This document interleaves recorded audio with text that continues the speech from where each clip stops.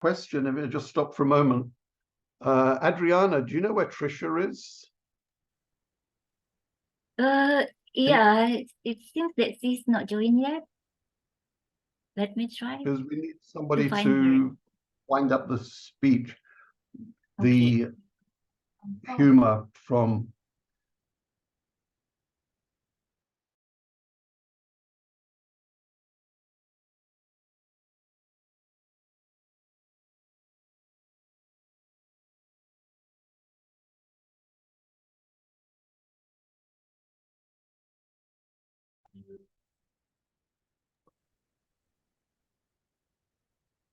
Mike, I would like to move to the next station, but Vijayanti isn't come yet. So I just would like to make sure if the contestant already joined here.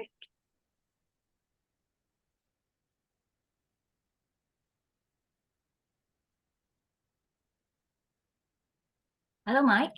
Are you there? Yeah, I'm just looking. Adriana, I don't think we can start the contest before the given time. The contestants may not all be here before then. Oh, but Vijayanti isn't here yet.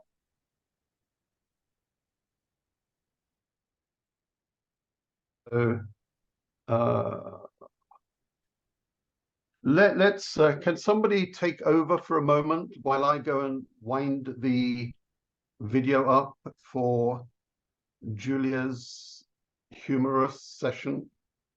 So Okay, Mike, Adriana, so can you ask one of the ambassadors to help? And let me just go into my file and dig that out. Okay. Actually, I would like to call also for the showcase speeches here. There's Miss Zabira Hana Nuraika is already here.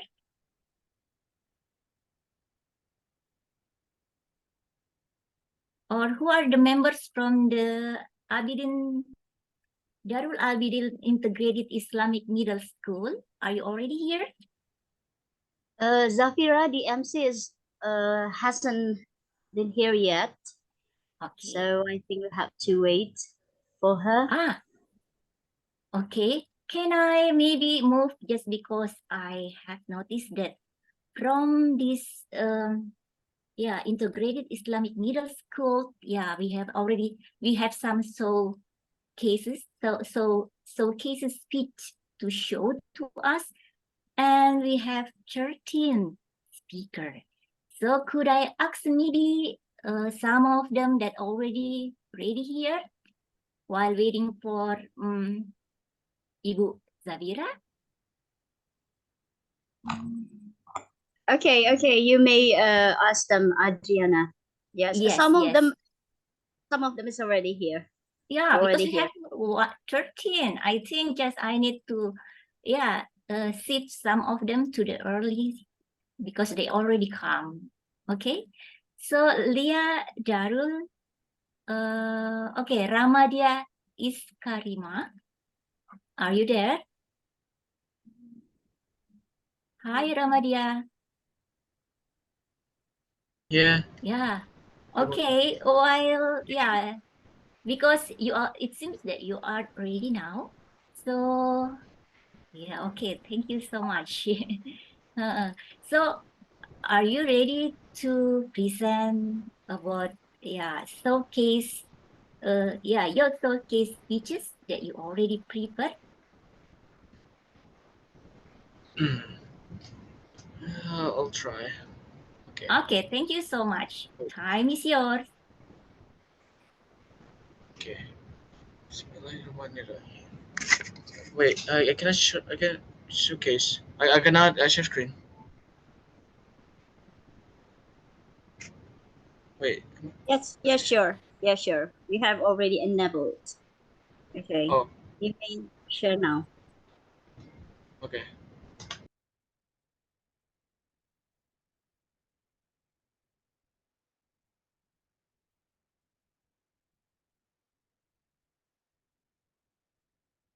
Still mute your mic, Rama. Yeah, Rama, please unmute yourself, Unmute please. it. Oh, okay. There you go. Yes. Yeah, that's great. Okay. Okay. Thank you, MC, for letting me presentate. Miss Okay, Hermione, stage is okay. yours. Okay. Thank you, MC, for letting me presentate. Assalamualaikum warahmatullahi wabarakatuh. Hello, everyone. Waalaikumsalam warahmatullahi wabarakatuh. Hello, everyone. My name is Ramadia Iskarima, but everyone calls me Rama. Again, I am from Darul Abidin High School. Today, I'll be showing you one of the examples of unity in diversity, the Pandawara group. What is the who is the Pandawara group exactly? Well, it's a cleaning up organization consisting of 5 people. Now, get ready to meet the Pandawara group, uniting uniting to clean up Indonesia's 38 beaches. Get ready to meet the inspiring Pandawara group, a bunch of young folks from Bandung who are all about rolling up their sleeves and and rivers. Their latest adventure, giving Sukaraja Beach in Lampung province a much needed makeover. And guess what? They didn't go alone. They didn't go at it alone. They teamed up with tons of local and other groups.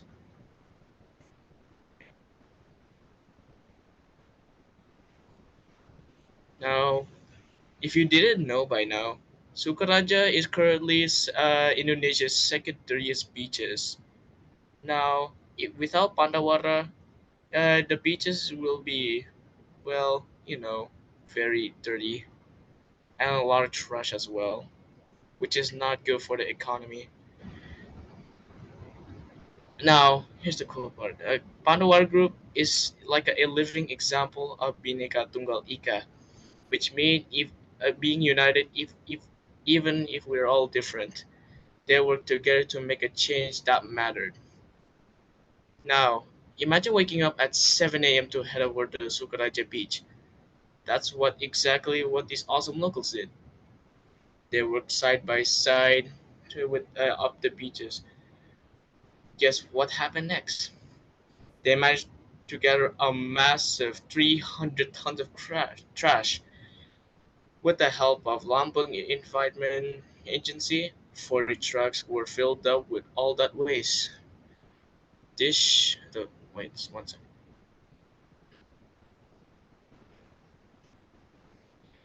This shows us when people team up and put differences aside, they can make a big positive change together. Just how like Pandawara did it with Bhinneka Tunggal Ika. It's all about working together for a better world. Thank you for your attention. Wassalamualaikum warahmatullahi wabarakatuh. Waalaikumsalam warahmatullahi wabarakatuh. Thank you so much, Ramadia Iskaria, that to show something here to the audience about Indonesia. And the next, I think I still need someone from from Islamic Middle School. Okay. I see the cute boy, Asia Taba Waiza. Hi. Are you ready? It seems that you came earlier. I love it. So could you share something about your presentation now? Okay. Can I share screen? Of course. Yeah. Okay, screen is yours.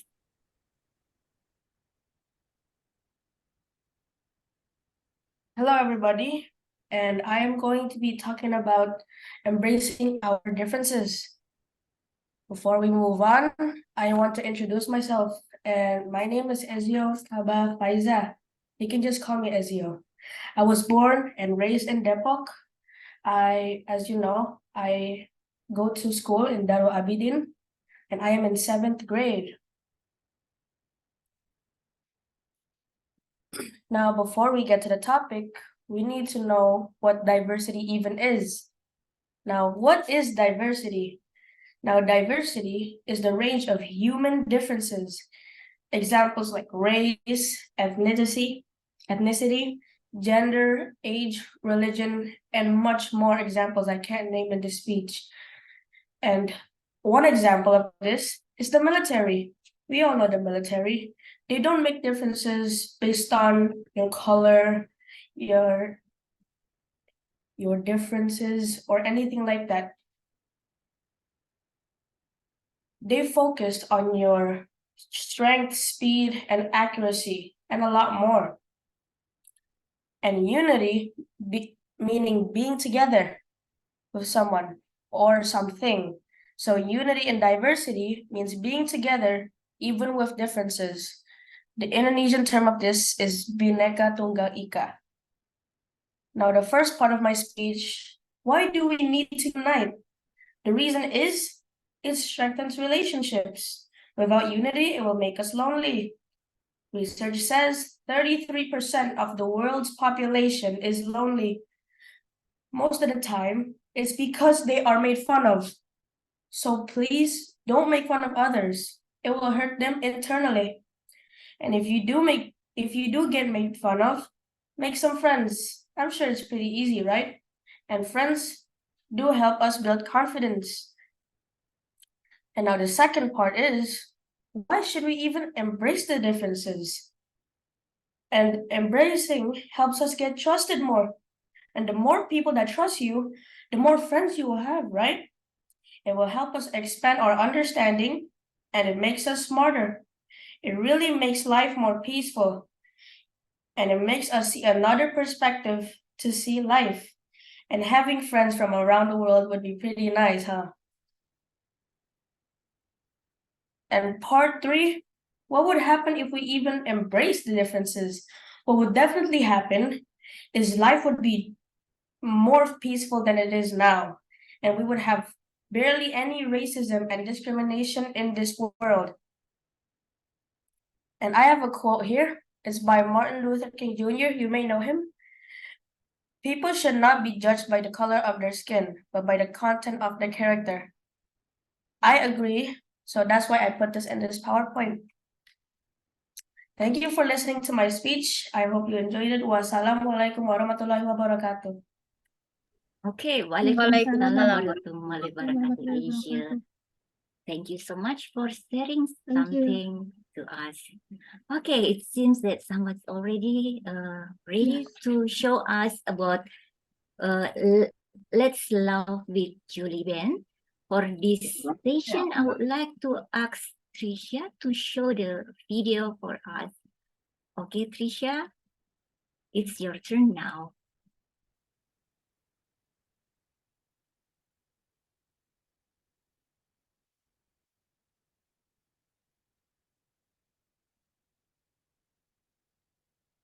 Do you like to people watch? I love people watching. Growing up in my suburban neighborhood, we had stickers in our windows that said Neighborhood Watch with little eyeballs in them. That meant that we looked out for one another. That was my first attempt into people watching. I also had a neighbor growing up named Warren, who was the ultimate people watcher. Warren was 20 plus years older than me, and he was born at home premature. He weighed 1 pound, and so he was brought to the hospital in a shoebox. He was dubbed the miracle baby by the local papers. Warren's mom died when he was very young, and his dad died when he was a teenager. His aunt and uncle moved in with him until he was an adult, and then Warren lived on his own. Warren had a lot of developmental delays, but that did not hold him back from life at all. Warren seized every opportunity to get out and meet people. He was the ultimate people watcher and one of my inspirations. Every day that he could, Warren would get on his bicycle and he would ride around and meet as many people as he could. Everyone knew Warren, not only because he rode around our town of 35,000 people every day, but Warren was at his peak about 4'9" and 80 pounds. By the time I was in 3rd grade, I was bigger than Warren. That didn't stop Warren though. He got on that bicycle every single day, determined to go out and watch people and see what was going on. So he would ride around and he would find out what was going on in the neighborhood, and he would report back to us every single night and let us know where road repairs were happening, where people were moving in, anything that needed to be communicated. Warren was our line of that old game telephone where you tell someone and someone tells someone else. Now you might be wondering, why would you want to do people watching? Well, there's a lot of reasons and benefits for people watching, and I'll explain that first before I tell you why I love people watching so much. First of all, people watching is a great way to stop staring at your phone and scrolling mindlessly through apps like we tend to do nowadays. Second of all, it allows us to escape our own reality, which I think is an amazing thing. There's so many times where I need to get out of my head and just get out of my life for a few minutes and be in the lives of someone else, especially when I'm sitting at the airport and I think, where is that person going? Or where is that person going? Maybe I'd rather be on their vacation. Another thing is it allows us to use creativity to build stories in our head, which is an amazing skill when we're trying to come up with speeches. It brings us joy. And lastly, in Warren's case, it helps us make a new friend or two, or even meet some neighbors. But there are many places that you can people watch. Pretty much any place you find yourself sitting around killing time. Airports, coffee shops. The writer Diablo Cody even used the Target food court to write a lot of her scripts.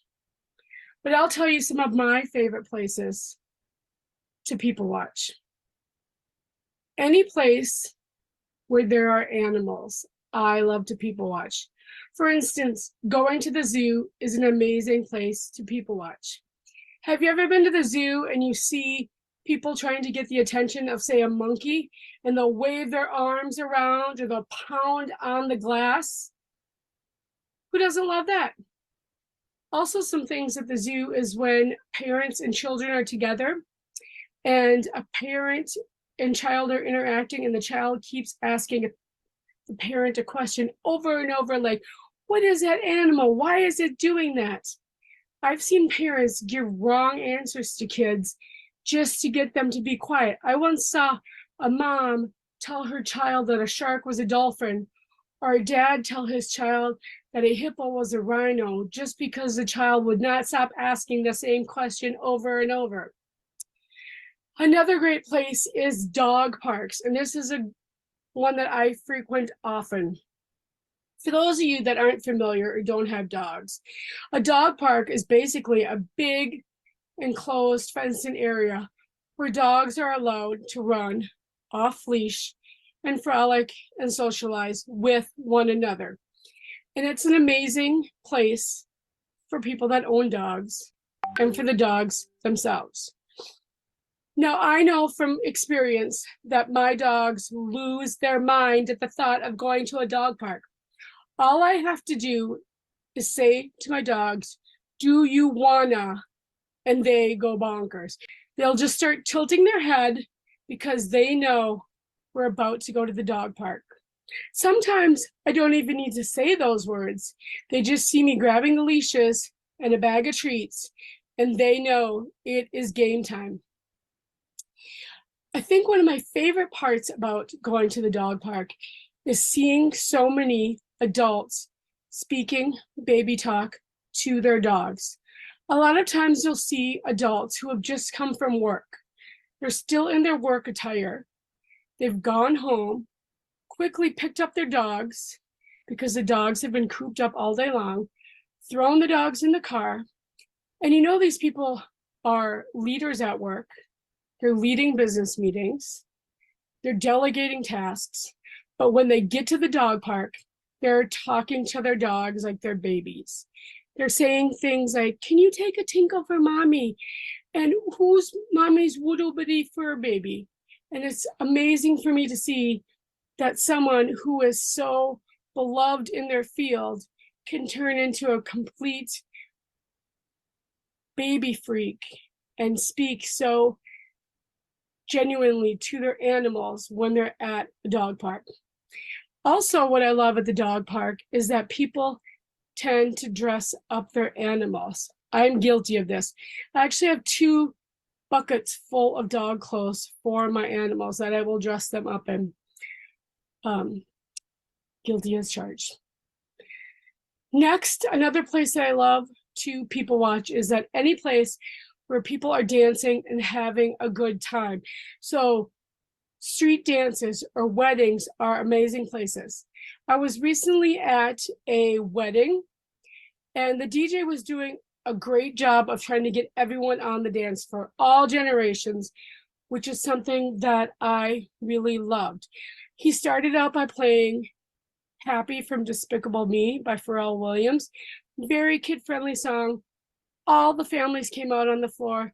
Little kids loving it, time of their lives, just going crazy because they were able to just shake and move around and get all that energy out. Next, he transitioned into a song by Doja Cat. I don't know what a Doja Cat is. I don't know if you do. Apparently the teenagers do, because all the teenagers flocked to the floor to take over. Some were grouped as all girls, others were girls and boys. They were having the time of their lives. They know what a Doja Cat is. They were shaking it. They were having fun. Next up, it was Mom's Night on the floor. They played Shania Twain's Man, I Feel Like a Woman, and you have never seen so many moms cut loose. It was mom's only night. It was like soccer moms cutting loose. You could tell that they were ready for a night on the town. They were going at it, just having the time of their lives, drinking a little wine, cutting loose. But not to be outdone, when they played Tim McGraw's I Like It, I Love It, dads made their move to that dance floor. I don't know if it's because that song is associated with American football or not, but I've never seen so many grown men act like little boys, hee-hawing and pretending like they had cowboy hats on, as when they got on that dance floor and started dancing around like cowboys. Lastly, the DJ played a song for the older generation, and this is one that was near and dear to my heart. He played Glenn Miller's In the Mood, which is an old swing song. And I know this one because my parents danced to this at every single wedding I went to growing up. And I'm from a large Catholic family, so I went to a lot of weddings. And I can tell you that my mom was never in the mood to dance because she was shy and quiet, but my dad always was. So my mom always danced with him. And you would not believe the look on the older people's faces when they finally got to get out on that dance floor and dance. It was so sweet. It was such a great night to see so many generations getting to dance. And that's something that I love about watching people at events like this. Next, I'll talk about religious events. I don't know if anyone has had to go to a religious event, and I know sometimes they can be long and maybe not as fun as other events.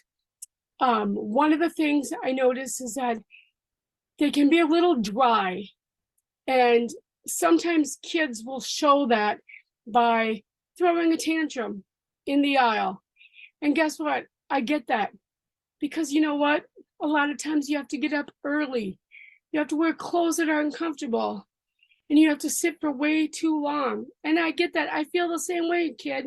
So when you're in the aisle kicking and screaming, I feel like that's exactly what I want to do. So thanks for speaking for me and a lot of the other people here. We feel you.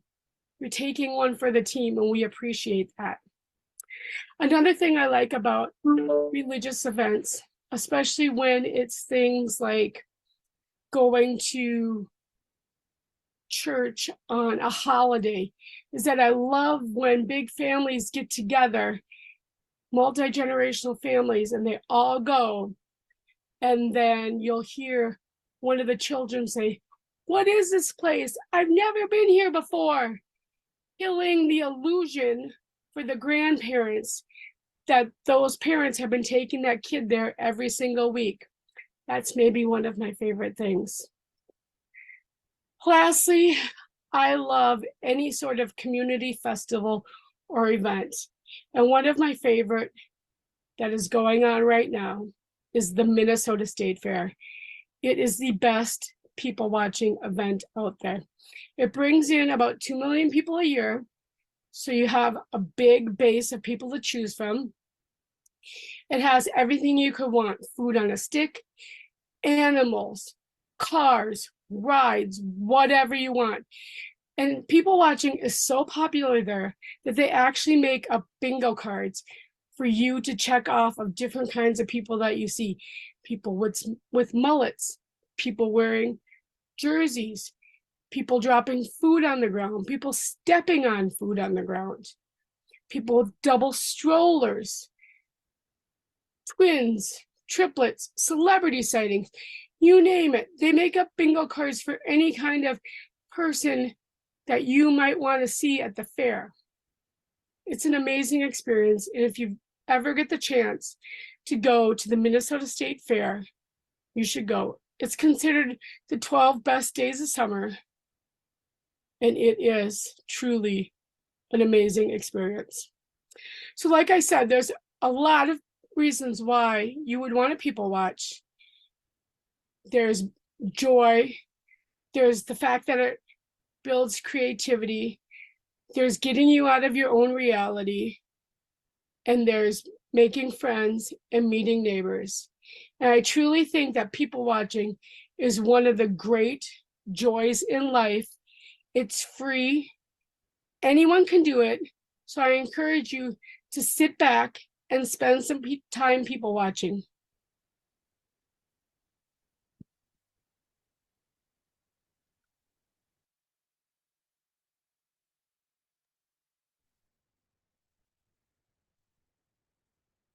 Okay. Yeah, it was Julia Ben. It seems that this is kind of the warming up for the storytelling, but the real storytelling, this session, our contest will be show later. Before that one, I would still to invite Ibu Sabirhana Nuraika. Yeah, could you share 3 of your students to present something before we come to the main session? Hopefully the students are ready now. Yeah, the screen is your Ibu Sabirhana. Thank you, Adriana, for giving me. You're welcome. Yes. Sorry, I was late. So let's welcome our speaker. We have Muhammad Azra Faidlur Rahman, who will deliver a speech entitled "One Language, One Nation." Azra has 5 minutes to showcase their speaking skills. Azra, your time is yours. Your time is yours. Okay, thank you, MC. Let me do screen share.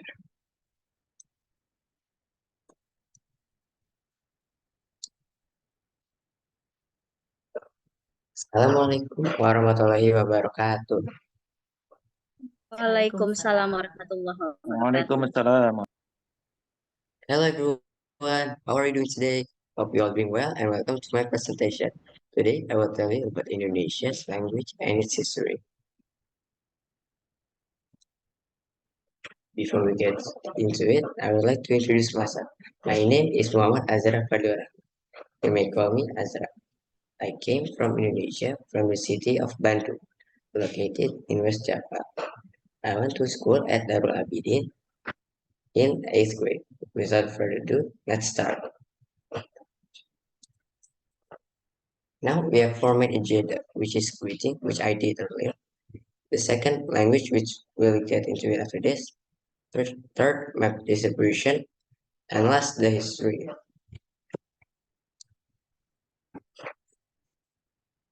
Now, this is the most four fun fact for me. Did you know that Indonesia has over 700 living languages? Wow, that's a lot, right? Second, Indonesia contributes to around 10% of the world's language. That's already a lot too, I guess. The third, Papua has the most spoken language, which is 290. Only Papua has a lot of languages. Then last, language in Indonesia is classified into 9 categories, which is national language, indigenous language, Basantara, foreign and additional languages, cultural heritage languages, languages in religious procession, English Basantara, and also sign language.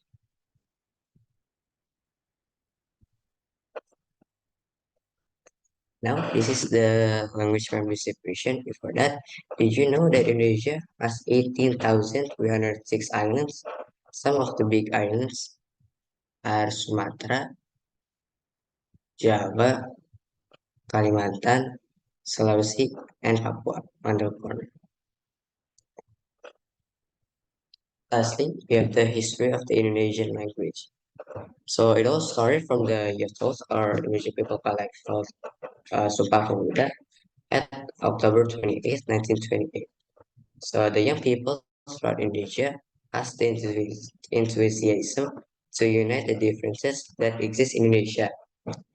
Therefore, they pledged into 3 points, which is their sons and daughters of Indonesia claim to a blood homeland of Indonesia. We are sons and daughters of Indonesia, a nation that claims to be one, the people of Indonesia. We are sons and daughters of Indonesia, respect the language of unity, Indonesian language. One of the points is to declare Indonesian as the language of unity. Okay, everyone, seems like we have to come to the end of my presentation. I hope it can provide new information to all of you. And if you want to know more, please come to Indonesia. That's it from me. Wassalamualaikum warahmatullahi wabarakatuh. Bye. Waalaikumsalam warahmatullahi wabarakatuh. Thank you, Azra, Waalaikumsalam. for that inspiring speech. Next up, we have Kairina Agdianisa Sugiarto, who will deliver a speech entitled Everyone is Valuable. Irene has 5 minutes to showcase their speaking skills.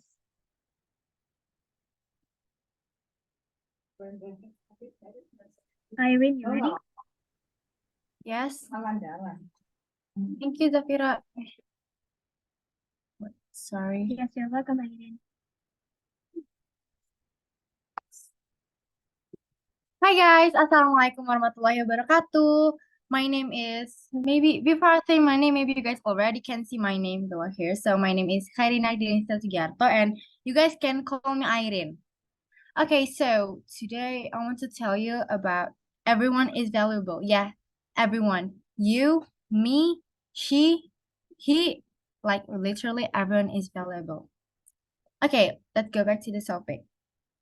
So I want to introduce my school. I study at Darul Abidin Junior High School. My school is an inclusive school. If you guys doesn't know what inclusive school are, so inclusive school is where the school accept everyone. They did not just accept ordinary kids, they accept kids with special needs too. Isn't it cool? So we can learn that to treat them the same like us treat our friends. Okay, so yes, I want to talk about special needs kids. What is a special needs? So special needs in clinical diagnostic and functional development, special needs refers to individuals who require assistance for disabilities that may be medical, mental, or psychological.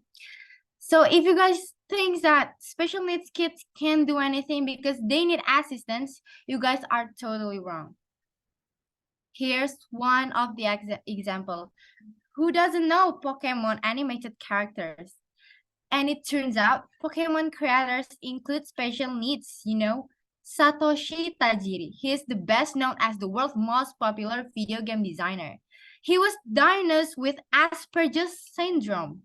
Satoshi did not like school. Even when he was a child, he liked to collect insects. This made his parents disappointed because they felt that Satoshi was throwing away his future. But his parents are wrong. If you guys don't know what Asperger's syndrome is, it's a developmental disorder that affect the ability to socialize and communicate effectively. This is one of the problem. They doesn't have ability to socialize and communicate effectively, but some of them can. You want to know? So there's a restaurant which hires Down syndrome in Surabaya, Indonesia. They can socialize with us. They can talk with us. They are so cute and sweet. The concept of this restaurant by involving waiters with special needs receive a positive response from the public and become viral on social media. This restaurant is called Oni House and is located at Jalan Opak number 59, Darmo, Surabaya City. So while we eat, there's some Down syndrome kids talk with us, so it doesn't get bored and we can listen to their talks. Like, it's so fun. Everyone can be anything they dream. You can be anything you dream. I can be anything I dream. He can be anything he dream, and she can be anything she dreams. So dream big and don't forget to chase your dream, and don't be lazy because you wanted your dream to become true, right? So thank you for listening. I'm sorry if there's mispronunciation of my words, and Assalamualaikum warahmatullahi wabarakatuh. Waalaikumsalam warahmatullahi wabarakatuh. Waalaikumsalam warahmatullahi wabarakatuh. Thank you, Irene, for the excellent speech. So I will hand the MC to Adriana because we will go into the speech contest. So may Adriana continue. Okay. Thank you so much, Ibu Savira, for, and the team also, of course, that already prepared such speech me. Yeah, you must be also train the student how to prepare their speech and also how to practice with them until today. So let them ready to tell their story about the diversity of Indonesia. So, ladies and gentlemen, I think we already showing you so many speeches before, and now we come to the main station, that is storytelling speech contest. And now we will have the contest master, Vijayanti Pakala. Vijayanti Pakala is Agora ambassador from India that will lead for this session. Okay, so I would, Miss Vijayanti Pakala, are you there? Yes, I am here. Good evening. Okay, nice. I love to hear your voice again. Okay, Miss Vijayanti, I would like to hand it over for this main session, and the screen is yours. Thank you so much. Good morning, good afternoon, and good evening to all the wonderful people joining us from all over the world for the third day of AGORACON 2023. And today we have Agora's storytelling contest. So are you all ready for it? And today's contest, we have Chris Callahan as a chief judge. And Mihira and Avani are our timers.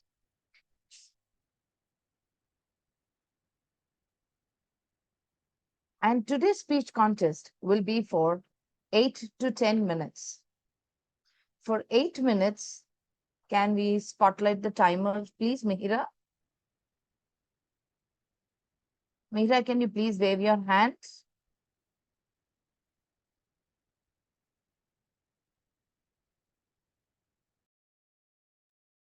Mihira, are you there?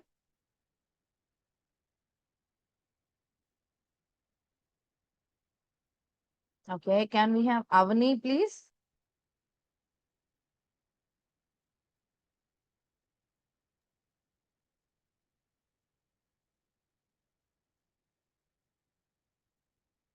Am I audible? Yes, ma'am. Okay. Can we have Mihira and Avani? Can someone please spotlight Avani? Yeah, thank you. So, Avani, you're going to show the timer cards. So the speech timing is from 8 to 10 minutes. And for 8 minutes, we will be showing you the green cards. And for 9 minutes, the yellow card. And for 10 minutes, the red card. With a grace of 30 seconds. There will be no card shown for the grace period. So do we have our contestants ready? Yes, Chief Judge. Vijay, just to clarify something for the contestants. Yes. The time is under 10 minutes. It's not 8 to 10 minutes, although 8 to 10 minutes is correct for the timers to show. The time is under 10 minutes. So a speaker may speak for less than 8 minutes without being disqualified. If a speaker does go over 10 minutes and 30 seconds, then they will be disqualified. Thank you. Thank you. Thank you, Chief Judge.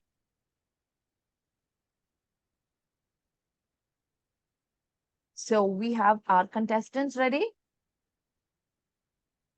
Today's 5 contestants are Angelina Lansbury, Dennis Andre Alexa, Samira Stoleru, Marcia Fisher, and Eugene Bell. So our first contestant today is Angelina Lansbury.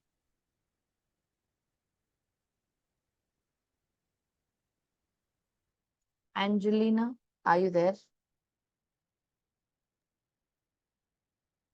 Vijay, the name is Angela. Angela, sorry. Lansbury. Sorry, Chris, thank you. Sorry. Angela.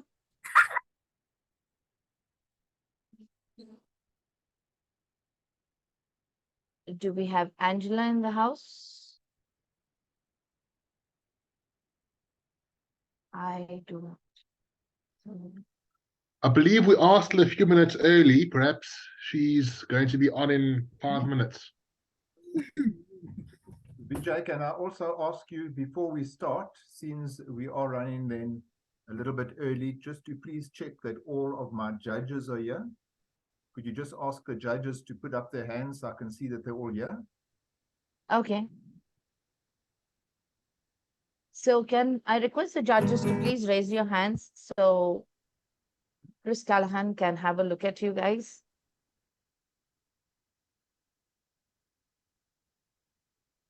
We have 2 hands raised.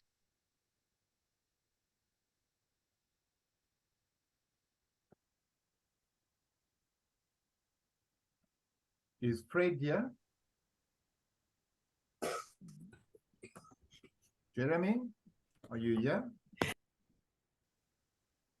We have Fred waving his hand. I'm present. Suki, are you here?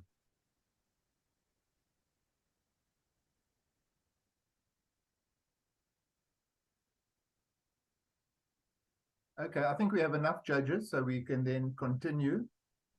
If a particular speaker isn't here in their order, it does disrupt things rather, but we can go on to the next speaker in such a case. If they aren't here by the end of the competition, then they're disqualified. Okay. So before we start the contest, can I ask all the remaining members to please mute your microphones?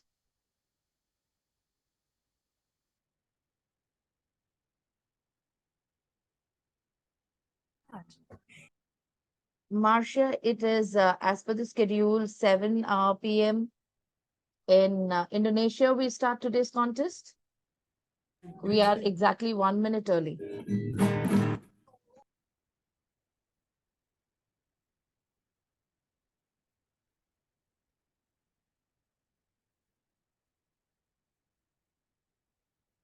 Chris, can I request the host to mute everyone so we do not have people unmuting themselves?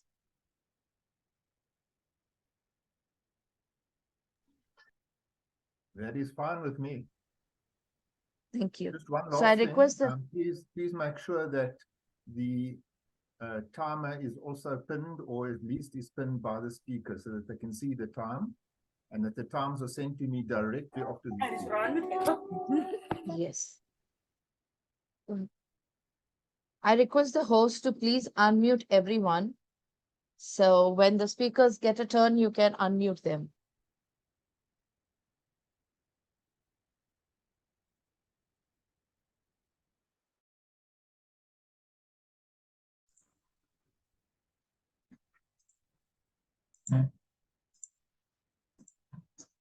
Hello, my name is Fasha. My name is You Fasha. are unmute, Vijayanti. Thank you. Contestant Angela is logged in already. Yeah, she's logged in. Shall I call out all the contestants' names so it becomes easier to see who is there? My name is Hanifan.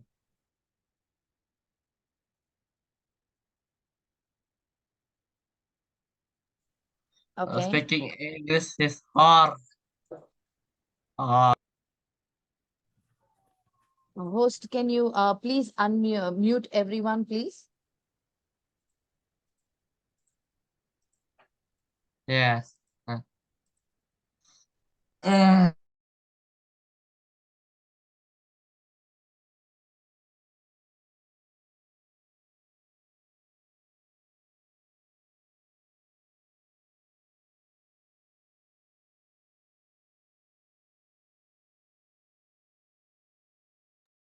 Thank you. Okay, so we are ready to roll in our contest. So are you all ready to listen to them? So our first contestant is Angela Lansbury, and her speech title is Write Your Family History. Write Your Family History. Angela Lansbury.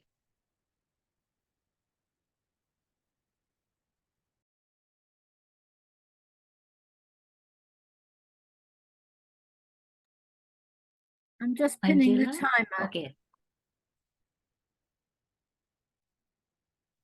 Doesn't seem to be pinning.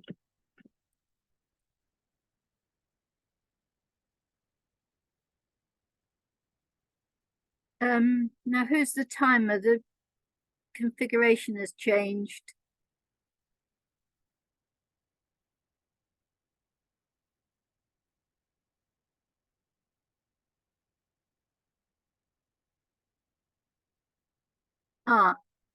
Ravani.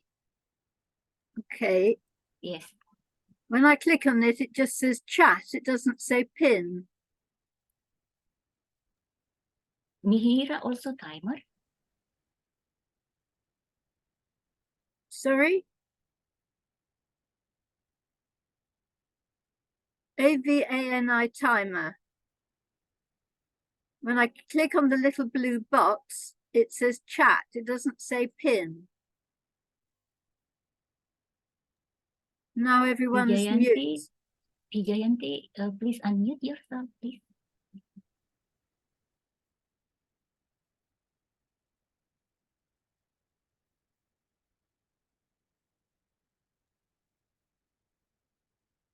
Okay, Angela, you're already pinned and the timer is also pinned, so you can see the timer on the screen. Yes, you can the see timer Avni. is small like everybody else. Normally you get it Please bigger, go don't to you? view speaker screen. Yes. Okay. And now I go to view speaker. Oh, right. Okay. Now I've got Okay. myself and you. Yes. Now, can someone pin, the host, can you please pin the timer? And please remove the spotlight from me.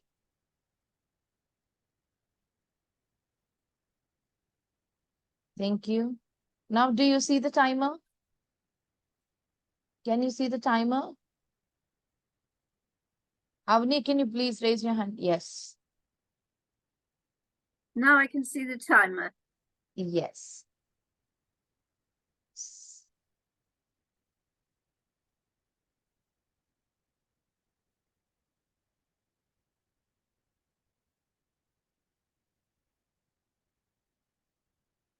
So you're good to go?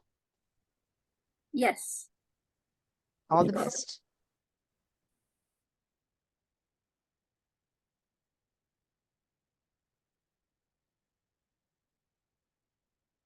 Friends, I want you to write your family history. Because it's fun and they will be so pleased when you. I'll tell you how I came first to write the history of my mother-in-law.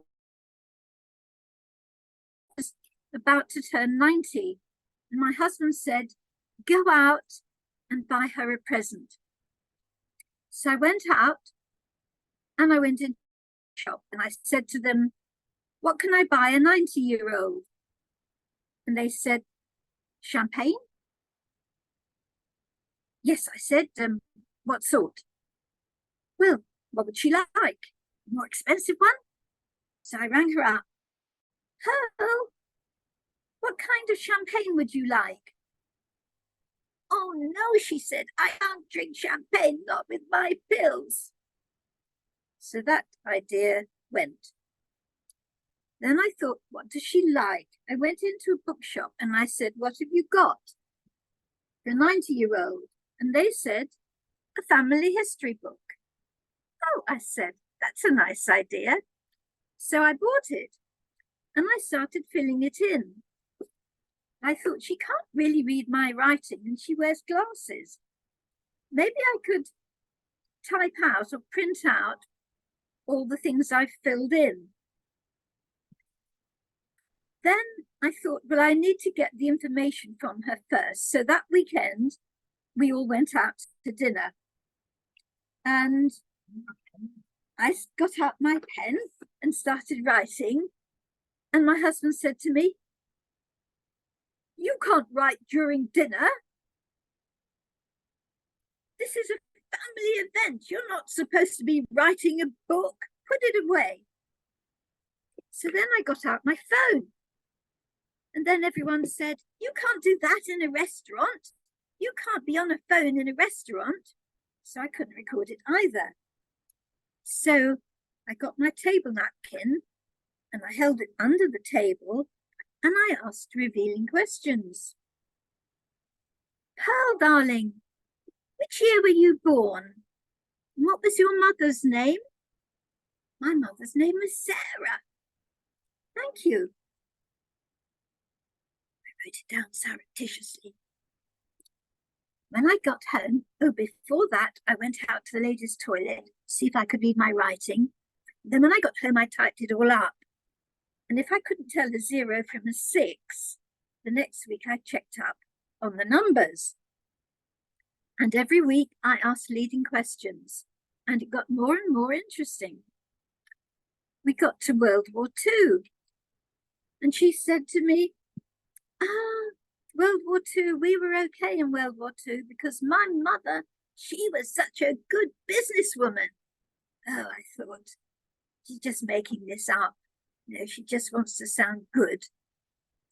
And Pearl is a jolly person. And I thought, that's her all over. She makes the best of things. Then she told me a story. She told us all a story. What happened in World War II? The bombs fell in London. And everyone was told to move out to Slough. But the family didn't want to move out to Slough. How could they move out to Slough? They didn't know anybody. They didn't have friends there. How could you run a business out in Slough when you didn't have any customers? And Sarah had a dress shop, and the supplies were getting lower and lower and lower because of rationing. Then a bomb dropped. There was a big crack in the wall, and the building was declared unsafe. They were going to have to move to Slough. So Sarah got her husband to drive her out to the East End of London to look for some clothes or material, but they couldn't find any. All they could find was practical stuff, pots and pans. So she bought all the pots and pans she could find with the budget she had, and then everybody drove off to Slough. How to get customers. Next door was a butcher, across the road was a greengrocer. Sally took one set of pots and pans and went next door to the butcher, a little portly man. Obviously was eating all right despite the rationing. And she said to him, I have a set of pots and pans for you, since you're my neighbour and I want to get on well with you. I do hope you will find them useful and enjoy cooking your lovely meat in them. And if anybody of your customers wants pots and pans, send them to me, and I'll make sure that I'll do a good deal for them. Out of gratitude to you, I'll be good to you too. We must also stick together, mustn't we? Enjoy the pans. Bye-bye. Then she took another set of pans over to the greengrocer. Little thin man, looking a bit glum until she walked in. She said, hello, what a lovely shop you have. Oh, and you've got lovely greens and carrots. Would you like a set of pots and pans? Look, these are for you. I'm your new neighbour across the road. Well, you can see how it went. And Pearl continued, well, throughout World War II, when there was rationing, my family never suffered from lack of meat. We never suffered from lack of vegetables because my mother was a good businesswoman. At this point, I was absolutely transfixed. I'd never heard anything about her mother except a picture I'd seen. Now I'll come to the picture. I hadn't got pictures of my grandfather. I went round to Pearl's house and said, do you have a picture of your mother? Yes, she said, I have her wedding photo. Out comes the family photo. And there, of course, is the father.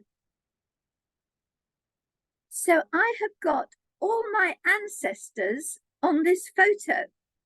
Well, of course, I've noted down everybody's names, but there were two people whose names were not on the back of the photo. The parents of the bride and groom, I didn't know their names. I didn't know their family name. I didn't know how old they were. I didn't know which set they belonged to. And to this day, I still don't know. So I gave a talk about writing your family history to a local writers group. And I said to them, please, please, when you get your wedding photos out, make sure you stick a label on the back and write on it the names of all the people. I went home and there's my wedding photo. I got it out of the frame. Have I written the names on the back? You don't write on the back because you'll indent the photo. You write on a label. I learned that when I was in editing. I hadn't done it, so I did it. When the 90th birthday came up, I had the book, and Pearl was absolutely thrilled. Where did you get all this information? She said. I said, I got it from you. Dear friends, Pearl developed Alzheimer's. For several years, it would have been too late to try and get detailed information from her. Now we have this lovely book. Anything we want to know, we've got the whole family history here. And I have rapport with her side of the family, my side of the family, and all the people involved, and indeed with what life was like in World War II for people in London and Slough. So the moral is, write your family history. You never know what you're going to learn about other people and your own family, and they will be so pleased to have it. Now you know how it's done. I can tell you how to get a book printed through somewhere like lulu.com, because if you're only printing a couple of copies, you don't have to worry about marketing and all that. I also recommend doing a baby book. I recommend doing a family tree, and you can get everything you need to know about your family history. Start writing now, not tomorrow, at the weekend, not next month. And you can write a fictionalized version if you want to have secrets. Now you're looking at me, why am I wearing all these flags? Because I started my life in England, went to Singapore. My story is not the same as yours. Yours will be just as interesting, more interesting for your family. Please start writing this weekend. Back to you.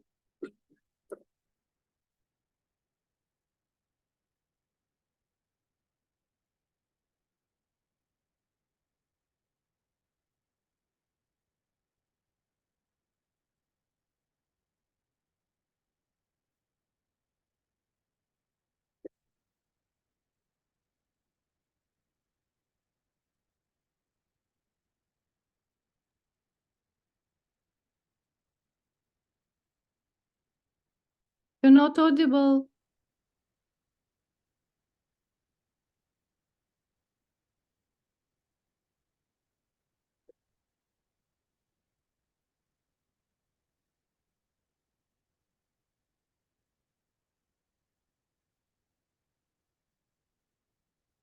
Mrs. MC, you're not audible.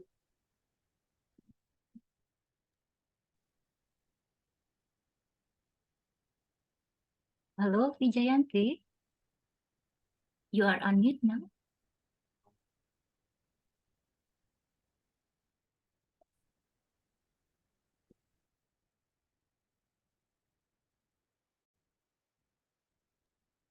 Thank you. If someone doesn't unmute me, I cannot speak. So now we have a moment of silence for the judges to mark their marks. And Avani, can you please show me once 1 minute is up with a red card? Thank you.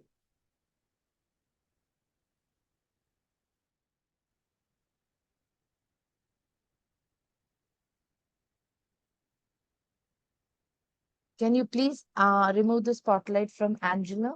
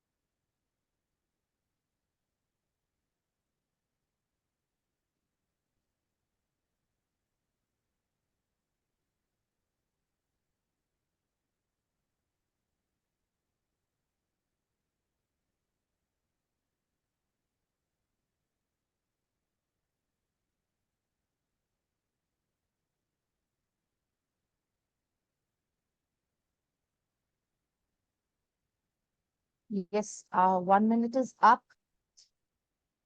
Now I call upon our second contestants, Dennis, Andre, Alexa. Can we please spin the speaker? Dennis, Andre, Alexa.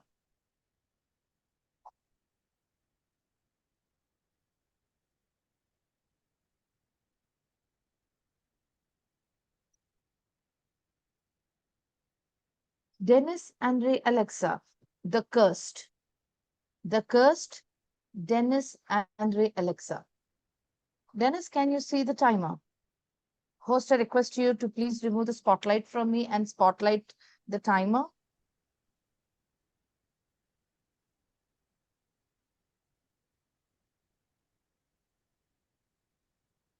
Can you please spotlight the timer? Thank you. So are you ready? Have you unmuted yourself? Yeah. All the best.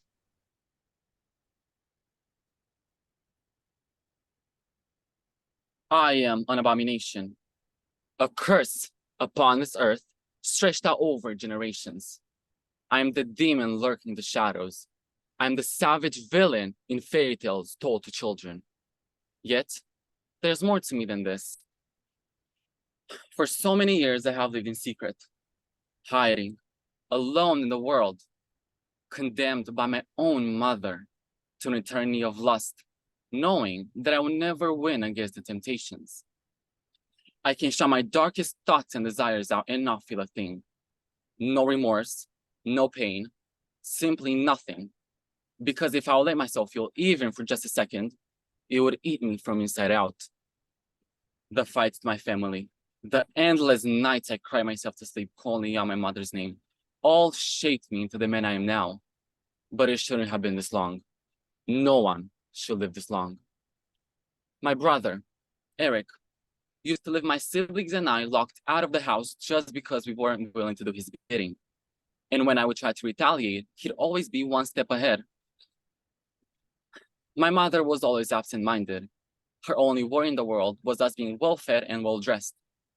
But I will keep fighting for them until my last breath. While we may not choose our family, that bond can be our greatest strength or our deepest regret. Let me tell you about Alina. She was a portrait of simple elegance. I loved her long, wavy brown hair and her skin, her flawless complexion.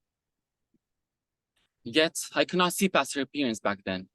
I could not see her charm. Only now, I realized that her compassion was the most appealing. She will lend a hand to anybody in need, putting their concerns above her own. This must have been her doom. This is what drew her to me, what made her put my concerns above her own. I had never met anybody quite like her. Each moment engraved memories into my unforgetful mind. But that didn't last long. I couldn't run too far from myself. I never had a chance to experience love, to explore, or to even get a break from myself, to rest. Had I been able to love, I would have loved Alina. But I just wasn't strong enough to resist the urges. I chased her soul down and crushed it. I despised myself for what I had done, for who I really was and still am. And so I created a place in my mind where I put my victims. I began to believe that as long as my clothes were immaculate and my hands clean, I could look in the mirror and tell myself, it's all okay. No one needs to know what's behind that red door. But once that door burst open, it began filling my mind with memories I thought were once forgotten, healed. I couldn't have been more wrong.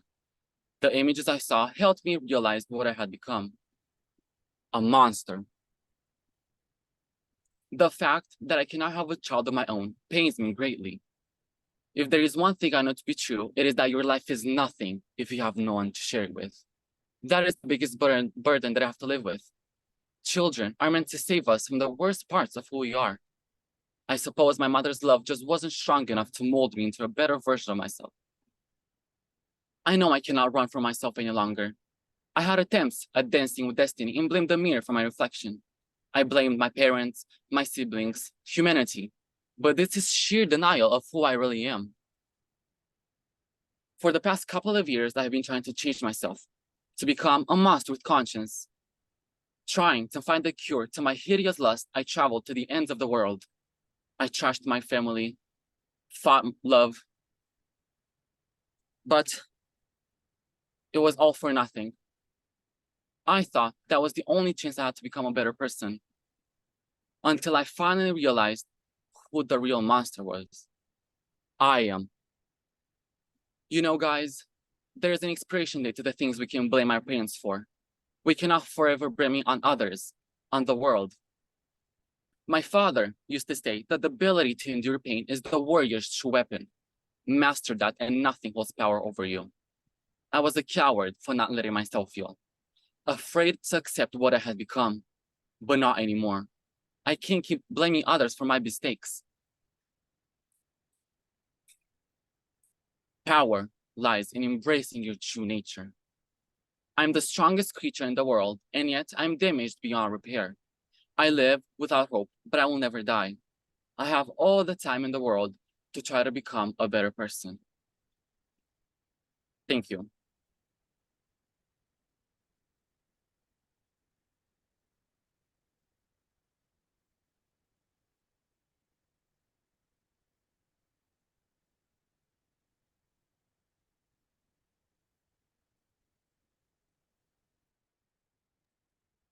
Thank you.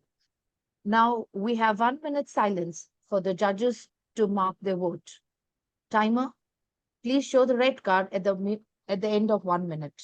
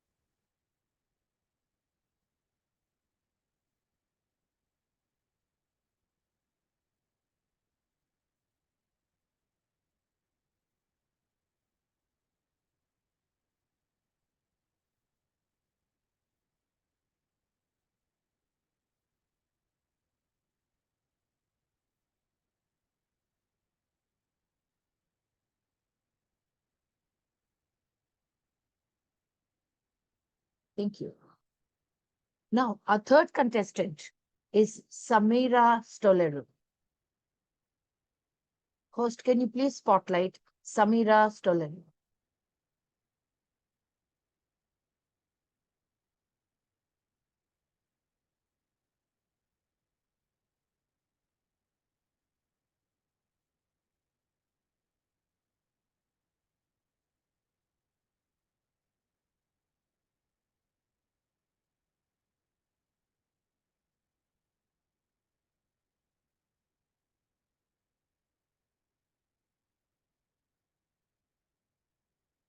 Samira Stolero. Dream on. Dream on, Samira Stolero. Samira, are you able to unmute yourself? Host, can you please unmute Samira?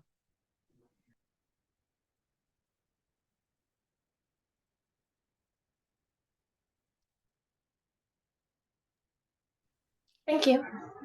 Can you please spotlight the timer?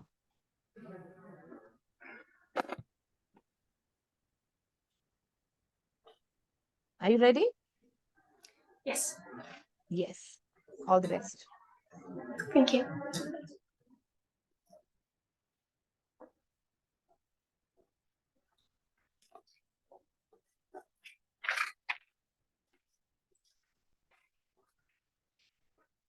I made a paper swan one morning. A tutorial on the internet showed me everything I needed to do. My hands slid gently on the paper as I folded and shaped it, just to find myself finally holding an imitation of life in my hands. It was 6:30 by that time. The house was quiet. The birds were singing. And I took a moment to admire it before putting it on a shelf and closing the door to the room. I killed the following hours of the morning replying to emails, but I never forgot about my swan. In fact, it was the only thing I could remember properly. All morning I had been in and out of that room thinking that was enough. But I recall a feeling fairly close to guilt building up inside of me each time I went in there and saw how my swan was slowly coming undone. And so the fourth time I checked on it, I decided I would take matters into my own hands. And so carefully, as if a sudden move would cause the world to collapse, I walked up to it and, with gentle hands, I modeled it into a prouder, slenderer swan, with its neck and wings pushed back into an imperative posture once again. With a satisfied exhale, went away the feeling in my chest. As the days were going by, I would shape it into something a little prouder, a little better, every day. It gave me a sense of commitment, and through shaping it, I would shape myself. It was Friday morning when I first went out that week. 5 days since I'd made the swan. 4 days since I started feeling invincible merely by caring for it. I'd been running errands for a little while before entering a little bookstore, still reading. I could imagine the local news of that evening. Dear fellow citizens, beware of the strange man in the business suit skipping through the streets of our city. Joy is contagious. They could fear me all they wanted. My life, finally, had a purpose. All of these thoughts in my head wouldn't let me focus on the titles in front of me. And so I soon started walking towards the glass doors, but just as I was about to leave, something inside of me told me to stay. I had faith in my instincts. So I ended up taking a seat in one antique armchair. I took a breath of the mellow book aroma and let my body sink into the soft cushion. Soon enough, my newfound peace had been disturbed by some type of rumbling beneath me.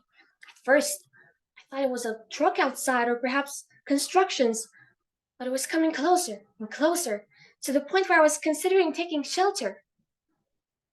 Before sirens and car alarms confirmed what I was fearing, an earthquake, as the bookstore owner informed us, while directing me, along with all clients, towards the trapdoor to the basement, a room packed with books with dust-filled, heavy air.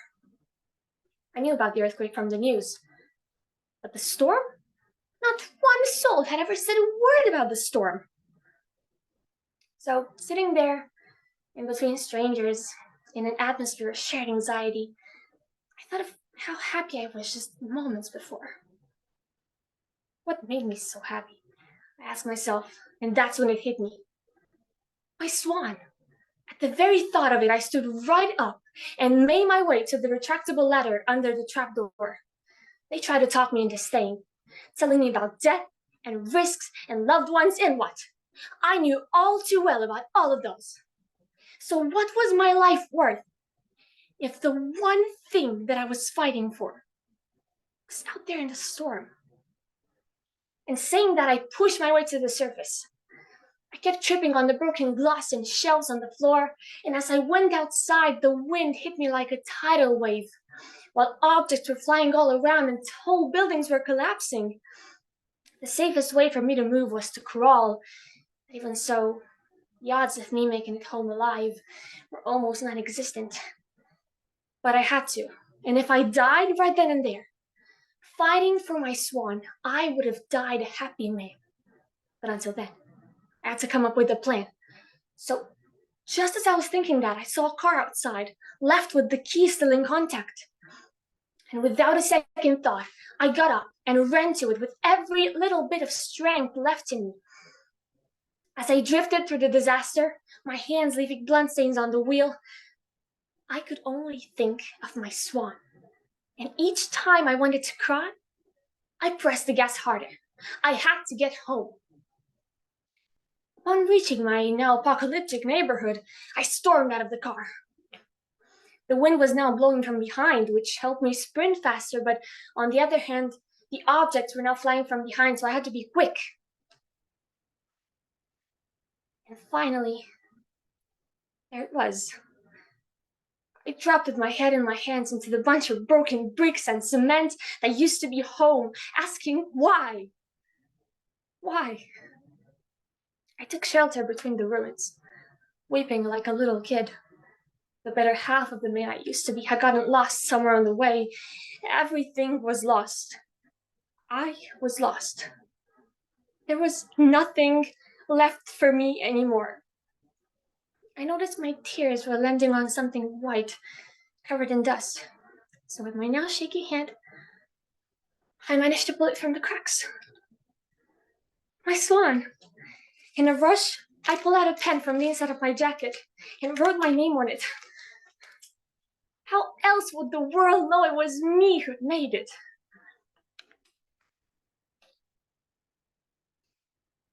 It's been a few weeks since the big storm, since the big earthquake, since I decided that I would win the fight and keep my beautiful swan. My purpose. My house is currently being rebuilt. Some things have been saved, but they don't really matter. I lay on a blanket now, in my backyard, in my big, tough businessman suit, staring at the stars. From the inside of my jacket, I pull out my paper swan. It is sharp and majestic, and it has my name on it. And I can still see the marks that my tears left, but they dry now. And I am no longer the man that I used to be. Now, I'm more than that. Thank you.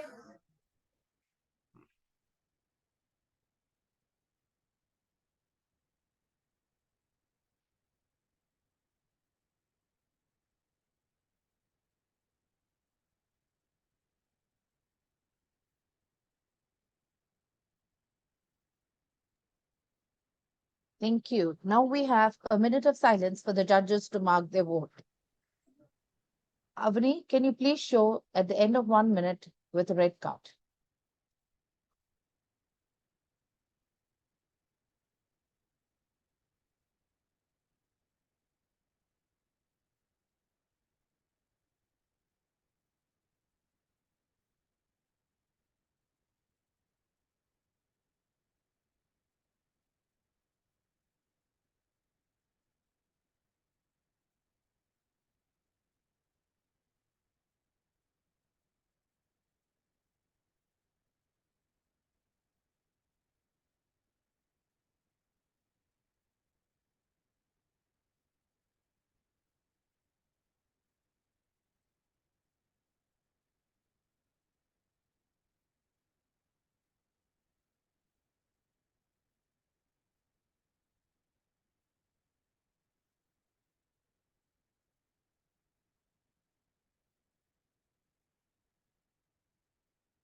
Thank you.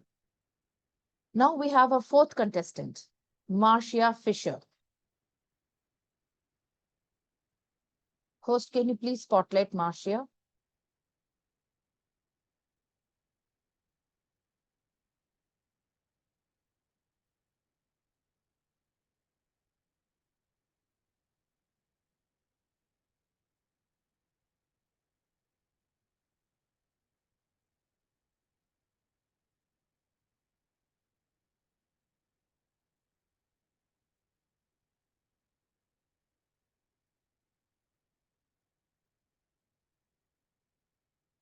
Marcia Fisher. I took a walk. I took a walk. Marcia Fisher. Host, can you please unmute Marcia?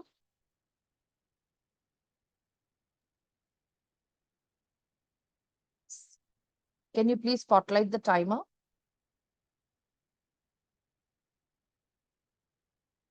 Yes, I see the timer.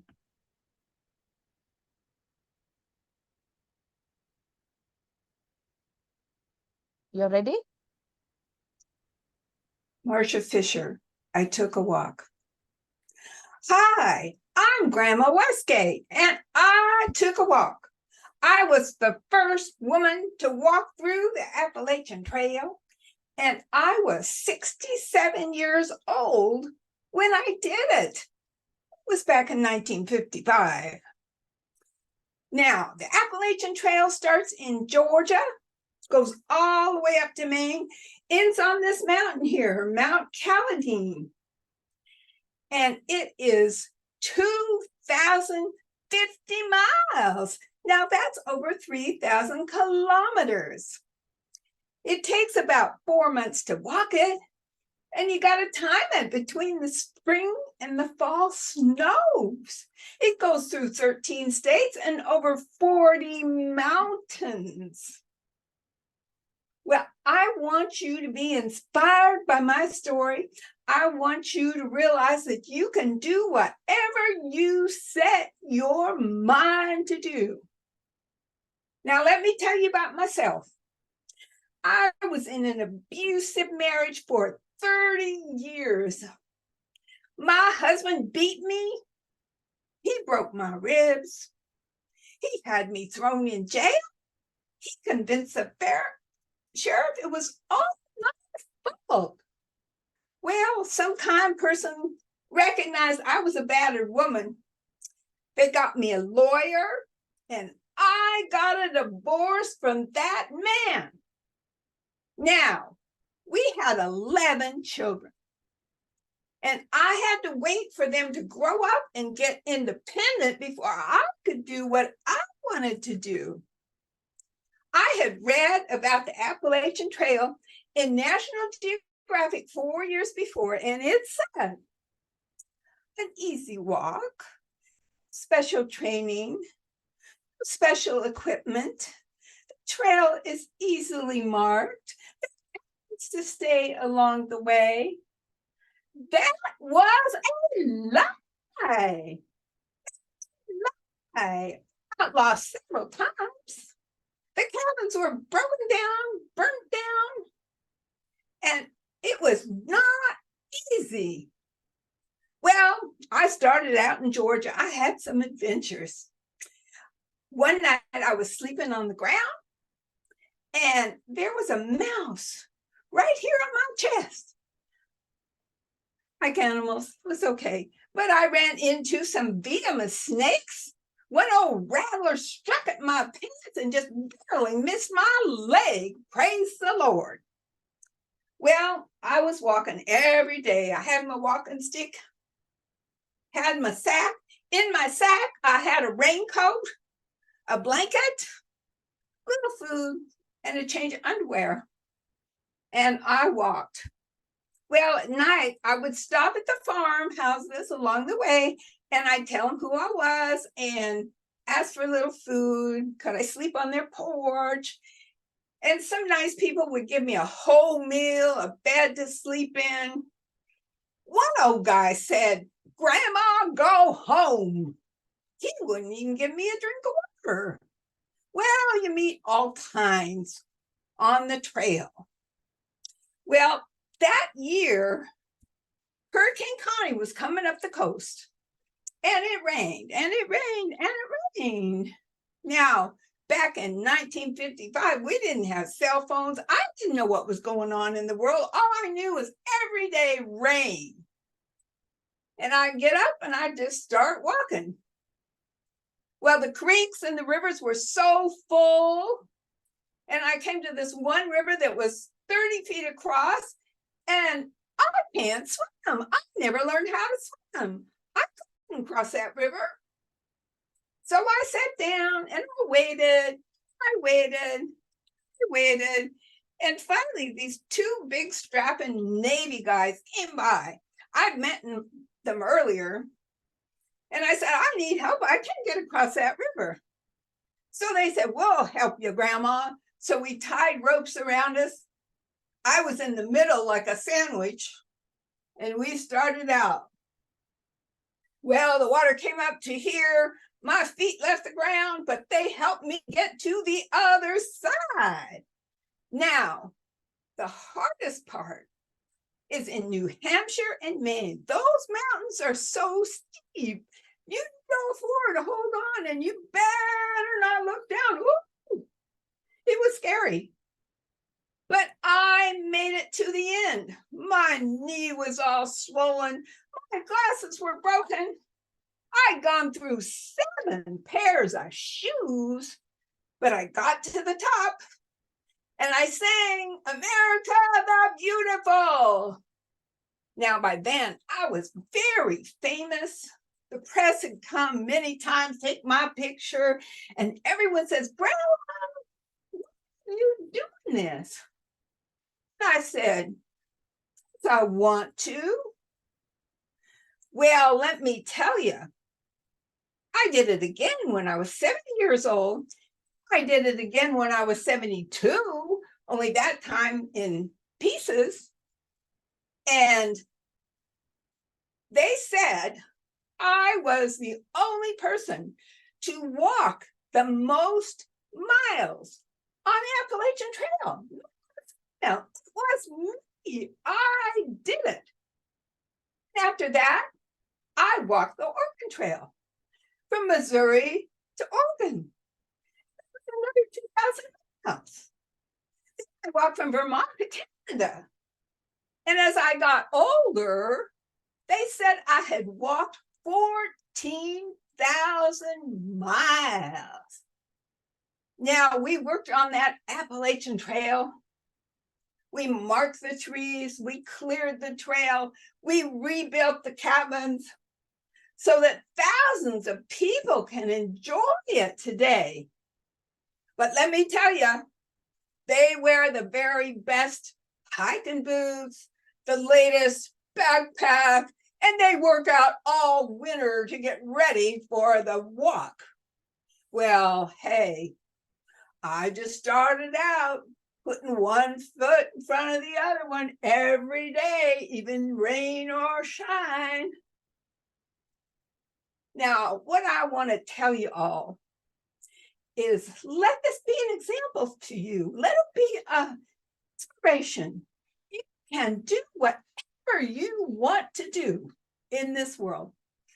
Hold on to your dreams. Don't let anybody tell you you can't do it, because you can if you want to enough.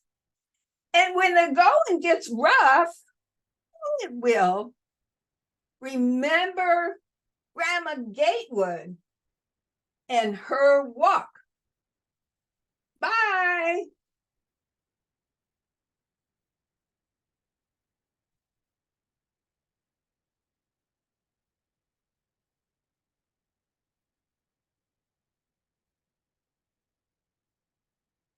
Thank you.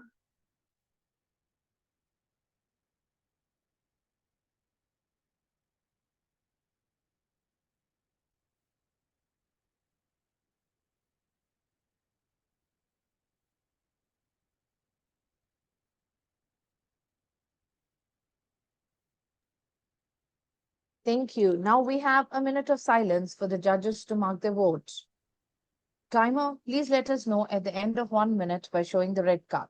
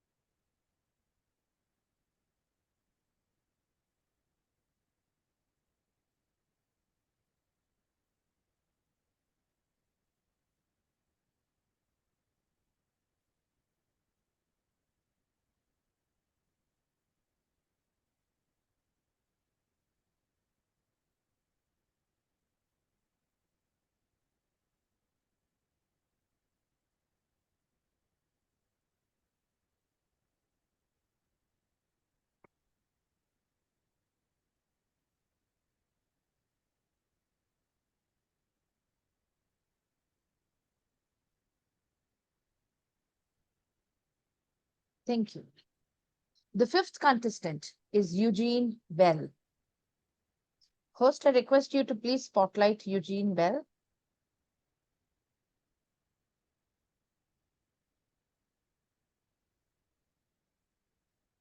Eugene Bell, there is power in your purpose. There is power in your purpose? Eugene Bell. Host, kindly unmute Eugene Bell.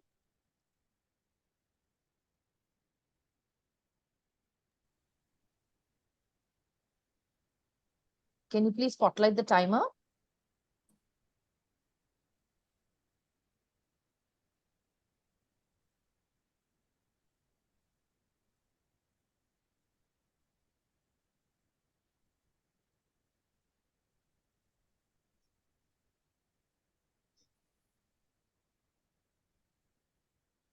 Eugene, all the best.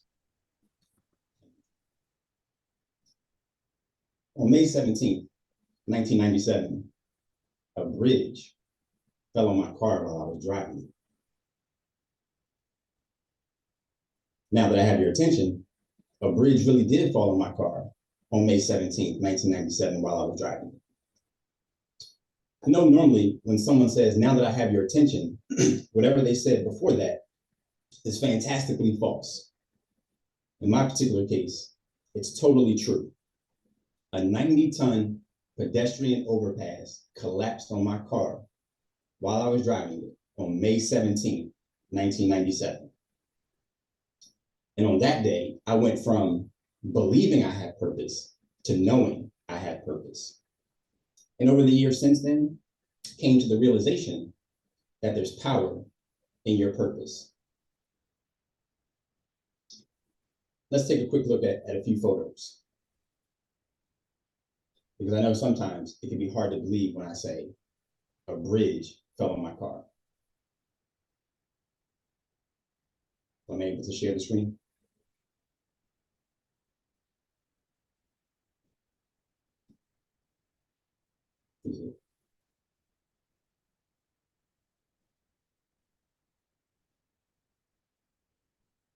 Am I able to share the screen?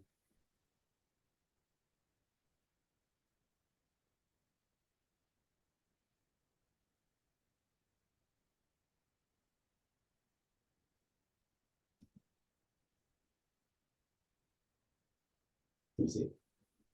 Okay, so this is what my car looked like after a bridge fell on my car. And I promise you, it was not supposed to be a convertible. And on this second picture, this is actually what the bridge looked like laying across the road. So that was a 90-ton pedestrian overpass that had collapsed on my car. So May 17th, 1997, I had just completed my sophomore year of college. My summer job selling jewelry at a kiosk in the Cherry Hill Mall wasn't scheduled to start for an additional 2 weeks. The manager called me. She said, hey, we've been swamped for the last 2 days. Would you mind starting early?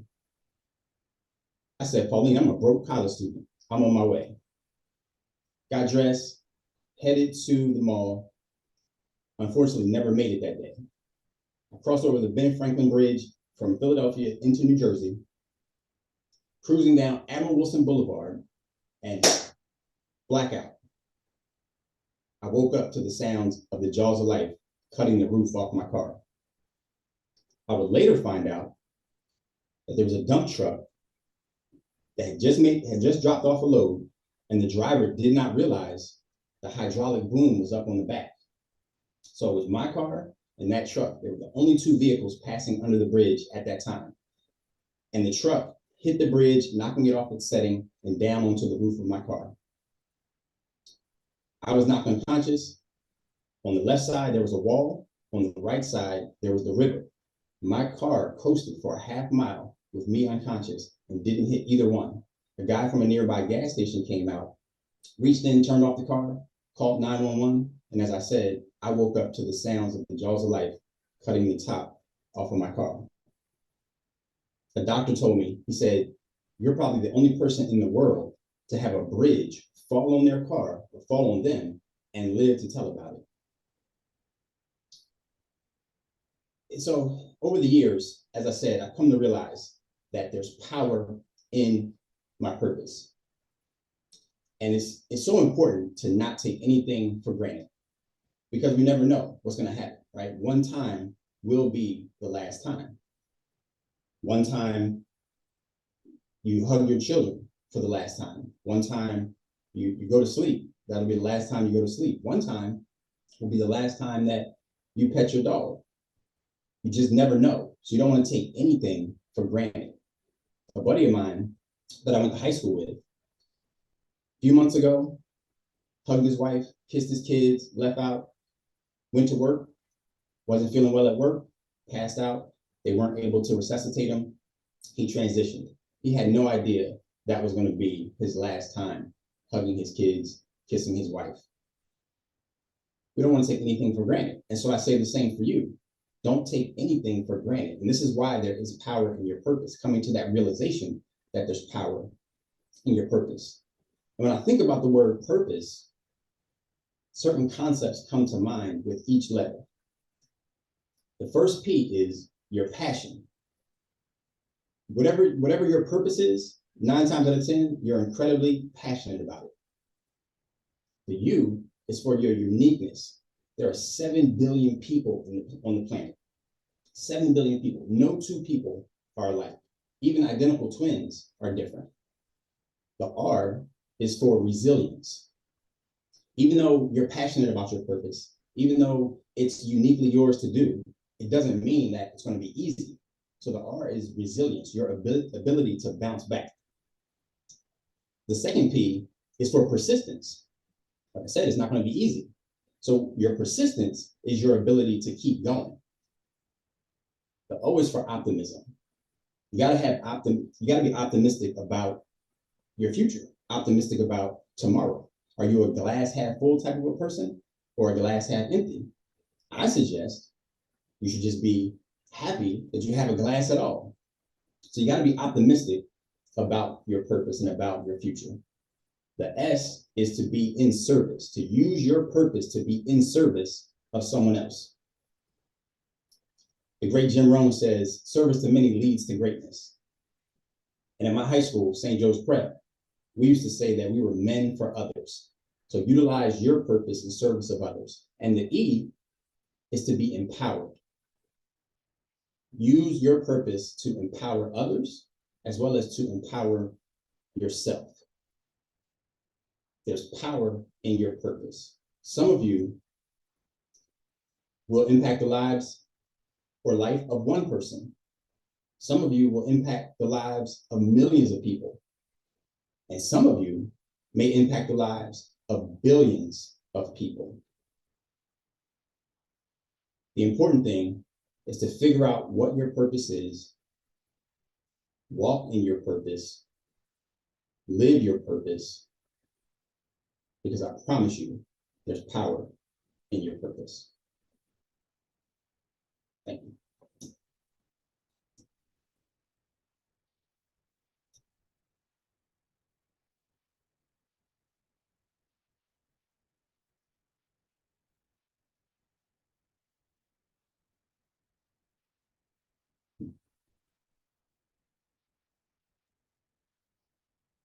Thank you.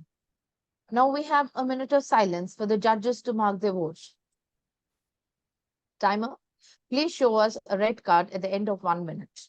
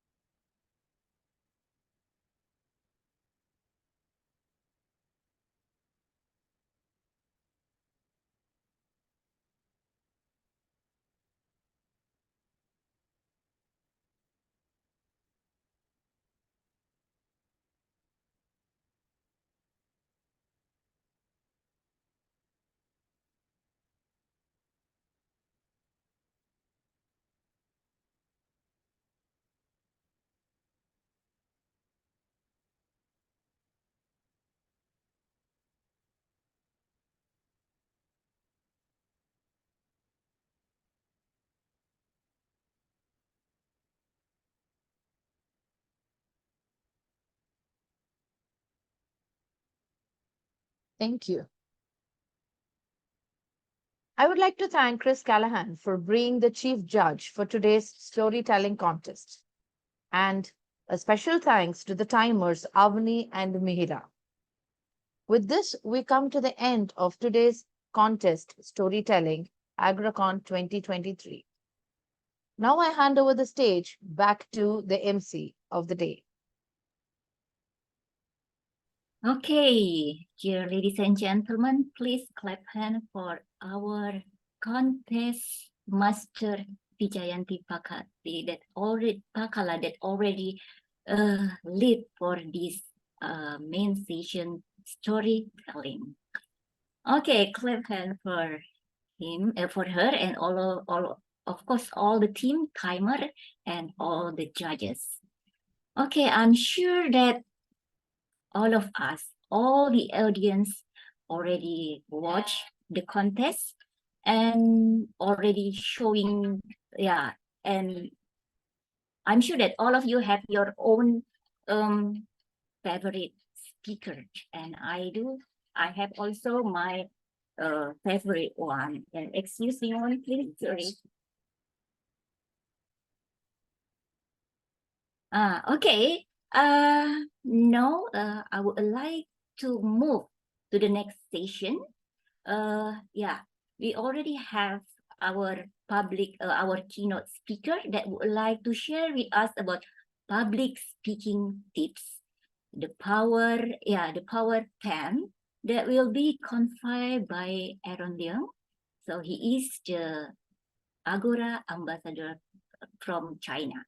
Okay, so I would like to invite Aaron. Are you ready now? And the screen is yours.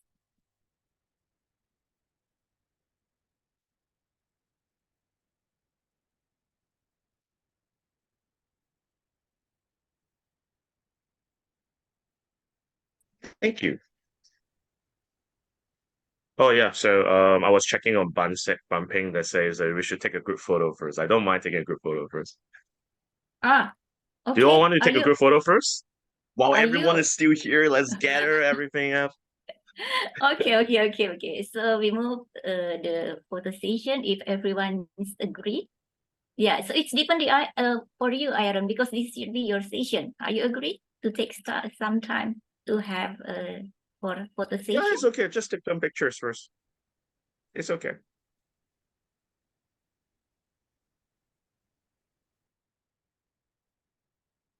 Okay, maybe the host will ask the host to take a picture if you don't mind, the host, please. Yeah. All right, please everyone turn on their cam. We are ready to take the picture together. Yes, for All right, everyone so who just turned off their camera since the first, so this is your time to show your face and showing your best smile to us. Okay, please ready to turn on your camera and give showing your best smiling. Could be your free, feel free. Emoji also is, yeah, it's just free to see and express your self. Okay. Okay, host, please lead this session. all right, slide 1. Be ready in 3, 2, 1. Thank you. Oh, we have 5 slides, so please be patient Slide 2. to all attendance. Yeah.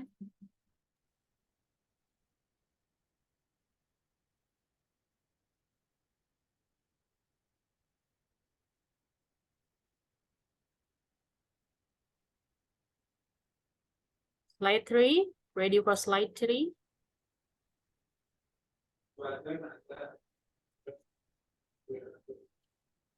Slide 3, could you please open your cam and smile?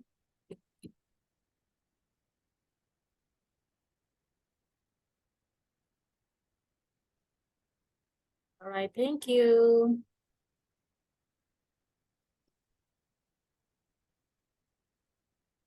Slide 4 is all dark. Oh.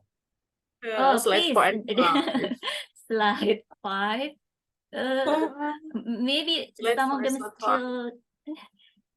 still shy to turn on the camera. Yes. Okay, it's done. Thank you. Oh, is it already done? Yes, done. Oh, okay. Thank you. Thank you for the house to support as the pleasure. photographer for today. And the next, it's mean that I should hand it over the screen to Aaron Ling. Aaron, are you ready now? Please unmute. Please I mute feel so yourself. sad I muted a few times. Hi everyone. Oh, okay, Okay, okay. if you can hear me, Okay, please okay. give me a Sorry. thumbs up. Just double checking everyone. If you can give me a thank you very much on that one. So I'm going to share my screen. If you can do also see it, please give me a smiley face. Just exercising your jaws. Can you see it? I didn't see anyone like smiling. Just see some smile. Bumping, can you see me? Great job. Okay, so for today, I know that I'm given 15 minutes because I was scheduled earlier on. I apologize for it. So today is a compilation or consolidation of the Power 10 tips about speeches. So a little bit background about myself is that I am a world champion in impromptu speaking and also a 2 times TEDx speaker. I'm also a TED coach as well. I do train speakers around the world. And I love engaging with stories because stories do tell a lot of wonders. So this is a consolation from me, a very extreme introvert to extrovert nowadays, of 16 years of public speaking tips. Are you ready to listen to it? If you are ready, you can type in the chat box so I can see your fingers tapping. You're ready to actually kick start. So these 10 tips are essential for any public speeches. If you can type anything like even like a digit 1 or something, just show that your presence, that'll be great. Like that. Thank you, great. So top 10 tips. If you have a piece of paper and pen, I would strongly encourage you to have it beside you because you might be jotting down some notes. Or maybe if you're having a Microsoft Word, feel free to type it there. If there's anything or any of the tips that clicks with you, please go with it. So I would just do it in top number 10, 9, 8, okay? Top 10 tips from me. Number 1, in any speeches, we actually have to know about our audience. Audience-wise are always important, depending on what age group you're going for, child, youth, teenagers, adults, or even senior citizens. The words that we choose, the crowd that we're going to engage with, we have to subject our speeches to cater to their liking. When I say cater to liking, meaning that the words might be suitable for them. Or maybe there are some words that means deeper than 2 teens. Think about like, imagine you're trying to teach someone like playing chess. If you're training a kid to play chess and teaching a senior citizen to play chess, the content is similar. But the thing is, the words that you choose, the pace, the clarity, it definitely changes. So knowing your audience actually plays a really big part in even actually speeches, training-wise, always do preparation beforehand. Even knowing the judges. If you're a contestant, knowing the judges might help you. But if you're actually thinking about all these possibilities of knowing your audience, you can do a little bit of research. What are the crowd that's coming to your workshop or even your speeches? That way you can better prepare and also suit their needs. That's tip number 1. Number 2.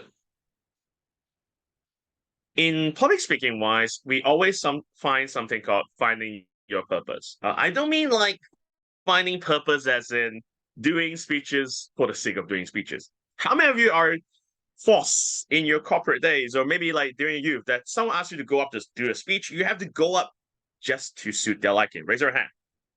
If you're just doing it because of others requiring you, okay, we do have that situation. Now, me too. When I was young, my teacher always tell me to do speeches because I'm an extreme introvert. I don't like to talk. I don't trust people. I just stand there like a wooden stake. Just look at them in the eye. Don't even care. But then I still have to force to talk. That kind of situation do happen a lot of times. And we have to find our purpose itself. When I say finding a purpose is that every time you go to a stage, now, maybe a bonus question for everyone is, what is your stage? If you have an answer to that, I will recommend you to type in the chat box, what or where is your stage? There's no right or wrong answers for this, but I want to know, where's your stage?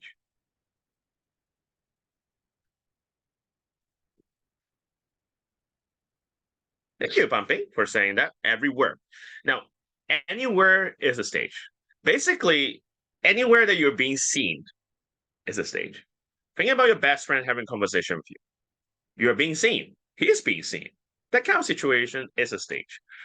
As long as you're being seen and heard, that is a stage for you. Now, the stage is that you can empower it with your purpose. When I was young, when I tried to find a purpose to speak, I was being false because I didn't know why I need to speak. I think that talking to people is a waste of time. I feel very tired in the past. I don't like to share my stories. As I grow older, I start to find that, hey, maybe speaking can actually affect the people around us. Maybe affect their thoughts, their feelings, their intentions towards me. Maybe words can heal. Think about a friend who is having a breakup. Think about a friend who might actually lost their parents.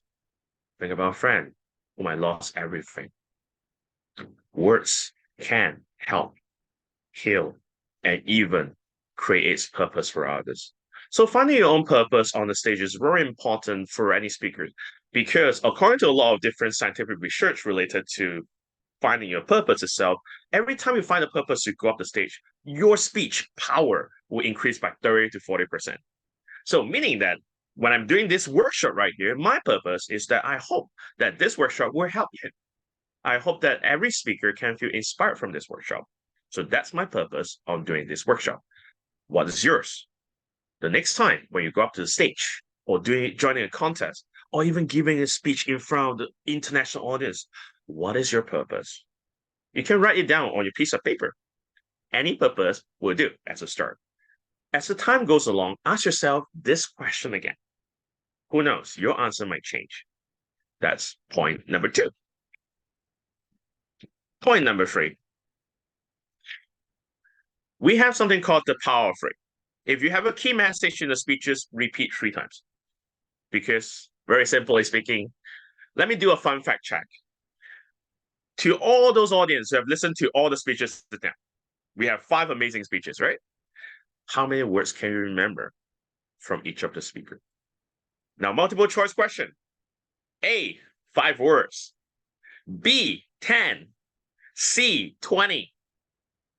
D, as many words as possible. Like maybe you can give it like 100, 200. What's your answer? No right or wrong answers again. It's the first gut feeling that you have. 2, we only remember 2 words. Oh no, just kidding. You mean 10 words. I'm just joking. 10 words. Anyone else? Great. 20. Yes, according to a lot of different research as well, again, and also my 16 years of experience, minimum and maximum, I was like, people can remember up to 20 words. Later on, we actually do a little experiment as well to actually test whether this stands still. 20 words is like the maximum amount of words that one can remember from a 5 to 7 minute speech. So 20 words have to be key. Sometimes as a speaker, they have something called the quote. For example, if you have a quote that's, let's think about a brand. I'm not promoting any purpose, like on purpose or any brands. If you think about KFC, because I'm very hungry right now, do you know that slogan? If you think about Nike, do you think about the slogan? Steve Jobs, do you know what their quote is? These are words that's less than 10 words. Finger licking good. Stay hungry, stay foolish. Those are the things that you make people remember. And these are kind of like the key message that you want to really, really highlight. So that's about the 3 key message. Repeat 3 times, people will know that you're stressing on it. We try to remember it. Power 3. Write it down. If you have a key message, make sure repeat 3 times. Because you're helping people to remember. Number 4. Now, for anyone who is startled in impromptu speaking, if you're very nervous about impromptu speaking when you're asked on the spot, raise up your hand if you do. Double checking. If you are like super nervous, like someone asked me a question, I don't know what to say. I do have that situation a lot of times when I was young. When someone asks me a question, my first instinct is, who are you again? I don't know who you are. So the thing is, I break down the communication and connection. But in impromptu-wise, that is a fail-safe technique for everyone to try. From international speaker winner, I would definitely say this. always think about what is the end result that you want to create. For any speeches, always think about the ending before you think about the beginning. Because beginning, we are actually creating the first impression. We build up, we try to give a nice impression, but it's the end that actually has a lasting impression. So when you think about the ending, what is the impact that you're going to create? The feeling, what do you want them to remember? But those are things that you actually focus on that you want to create at the end to make them feel. Or you can make them do an action, or maybe make them stop procrastinating, maybe exercising. The endings are really strong in creating a lasting impact on people after they walk off the stage. After they listen to you, what's the first thing that remember is this lasting moment. So the end is very strong. Try to wrap it up into 1 to 2 sentences. Remember, our memory can remember up to 20 words. Keep it short and sweet. So the endings are really important. Number 5. As I mentioned, lasting impression, we also have the first impression. Now, the first impression is actually the interest level of why should we care about you?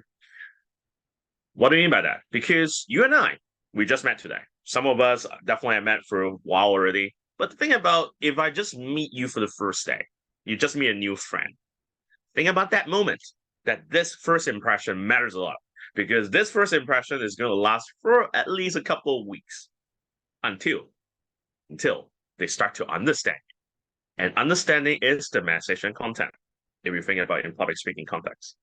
But first impression wise, if you think about that moment, meaning you walk up the stage with a broken blouse, broken shoe, you're gonna really create a very bad first impression. That's why you can see some of these contestants, they dress up nicely because they want to create a nice visual impression. Now, that's where we actually start to build our connection between me and the speaker. Why should I care?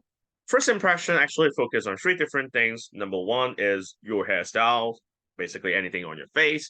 Number 2 is your gestures, whether your gestures are professional, strong, or are they weak. You can tell that whether it's weak or strong depending on the movements wise. And if the speaker likes to walk on the stage wise, this movement when they walk up the stage is being seen by the people around you and the world. These 3 things are being judged based on our upbringing, our understanding, our environment, etc. And this judging is biased. The biased part is where you can play with your first impression. The first impression can really create that speech, whether I am interested to know more about you. Then, once they're interested, then they listen to what your content holds dear value to them. So that's point number 5. Point number 6.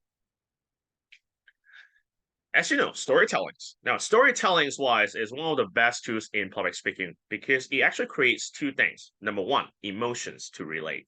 Number 2, it creates the suspense, the crux, the climax, that anticipation of a roller coaster ride, even in the movies. The 5 W's and 1 H, who, what, when, where, why, how, these 6 different syllables actually plays a part in making sure that your content is as rich as possible.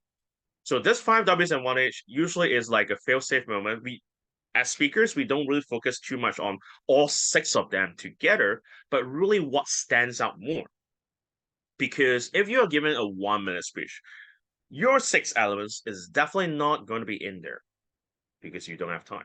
If it's a 2-minute speech, maybe around 3 to 4. If it's a 5 to 7-minute speech, yes, you can have 6 elements into it because it's about how you position it and how you placed it. So these are elements whereby the 5 W's and 1 H helps you to kind of recall where is it located? How did it happen? Those kind of explanation from the past to now. So 5 W's and 1 H are common tools for any storytellers. Point number 7. We have something called the KISS approach. Now, I'm not telling you to kiss people, okay? I stress on it. No kissing, especially on virtual. No, don't. KISS is actually a short acronym for keep it simple and short. Now, for here, it's actually keep it short and simple is the other way around because the thing is very simple. How many words can we remember? 20 words, right? Because of this 20 words, it's very short, simple. We have to relate. Now, short and simple, you're doing the audience 3 different favors. Number 1, you're helping the audience to guide them through the whole storyline. By making it simple, you're making it easy to understand, and I'm able to catch up with your pace. Number 2, if we keep it short and simple, it's easy to remember. After I leave this stage, I remember your quotes, I remember your short sentences. It's easy to relate with my friends and peers if I want them to listen to your speech. And number 3, if you keep it short and simple, sometimes the short and simple creates the momentum of your speech. If it's a climax, short and simple, it actually creates a crux. That short and simplicity actually makes people relate and connect to you more. Stronger retention, especially at the latter part of your speech. If it's a 5 to 10 minute speech, you're going to dial your audience somewhere. That simplicity actually saves you in a long-term basis. So that is point number 6. No, sorry, 7. Now we have point number 8 here. If I'm wrong, please correct me. I feel like it's like 7, 8 really. This is what I've been doing since the start.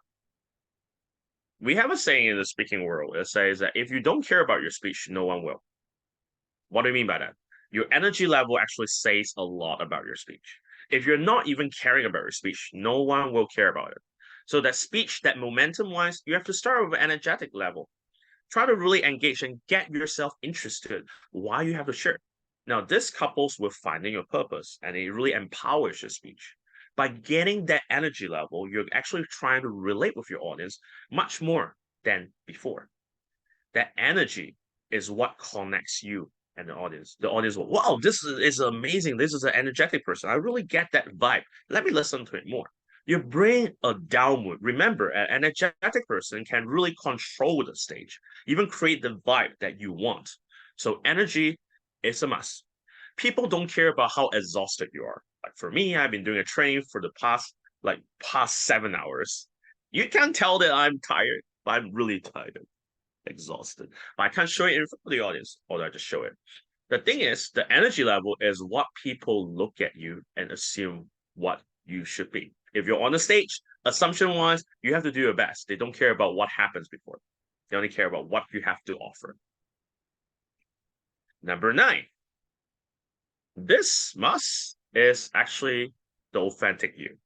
So authenticity, being true, being sincere. This actually creates the empathetical feelings and also being true. No one likes a liar, but people love true stories. True stories actually relates far more than make-up stories. By being true, you're actually putting yourself in the most absolute feeling to relate with people. Being true is always the key in any speeches. And finally, number 10. Number 10 is I really have to stop share, because number 10, the answer is actually here. Everyone here. The you factor. The you factor meaning that every single one, like Angela, Ban Peng, Gabrielle, Heta, everyone who speak, you have the you element. It's about you. What is so special about you? Find that unique element in you that stands out and make your speech, an Aaron's speech, an Angela's speech, people relate you as that speaker. By having that you element, you're able to create that feeling, that creation, that callback, that, hey, that speech is an Aaron type of speech. That speech is a Eugene type of speech. The you is as important as anything else. These are the top 10 tips. I hope that I still have time for a Q&A for 2 questions about any speeches. I hope that this has been helpful for a short top 10 tips for any speakers. And if you really want to connect with me, feel free to, which I have a little link in. Feel free to link in with me. I love LinkedIn. And this is a Q&A session for everyone. You can ask me any questions about public speaking. I'm happy to answer, and I hope that this will help to your speaking journey. Thank you.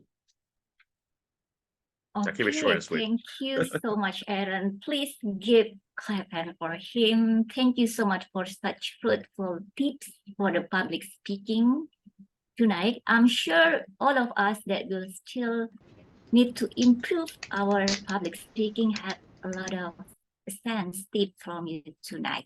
Okay, Aaron, give a chance for the attendance for some questions, so please raise your hand. You have something you would like to ask. Yeah, I see here Rashad Hanifan, 8B. Hi, Rashad. Hi, Rashad. Oh, 8B. hey, Okay, Rashad, please. please. Hello, Adriana. How are you? How Hello. are you? How Rashad, are you? I'm do fine, you thank have any you. question, Rashad? Thank you. Thank you. Rashad. My name is Rashad Anifan. Oh, my name is Rashad Anifan. My full is our full name is Rashad Anifan Ozra Diono. Currently, I was set on grade 8 chair. Okay. Chair. So, Okay, my thank you, another Rashad. question, please. Yeah. Thank you, Rashad. Thank you. Okay. Is there any someone else would like to ask?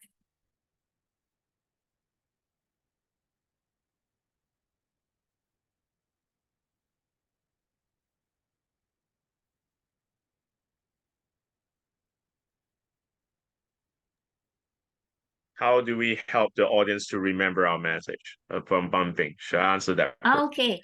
Now, okay. So first of all, actually, remember I had mentioned about an experiment.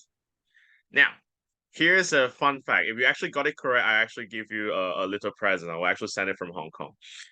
How many colors you see from 1 to 10, right? Just now the numbers, top 10 tips. How many colors can you remember? Okay. Aha. If you get it correctly, please tell me. I will send it to you a prize. So that's actually an experiment to how many words can you remember. Okay, so answer about how can we help the audience to remember our message. There are 3 different tips that I will definitely share with you. Number 1 is called the annotation method, meaning that is like just now we have the KISS formula, right? KISS, 4 letters. If you're able to consolidate your message into 4 different letters, you're able to create that like a callback effect. So it's not just 4 letters, it can be 3, it can be 2, depending on what your message is.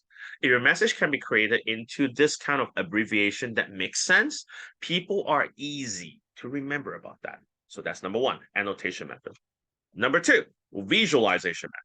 Visualization usually requires imagination and emotions. The message, you can create a case, scenario, or a role-playing scene whereby they feed the message into it.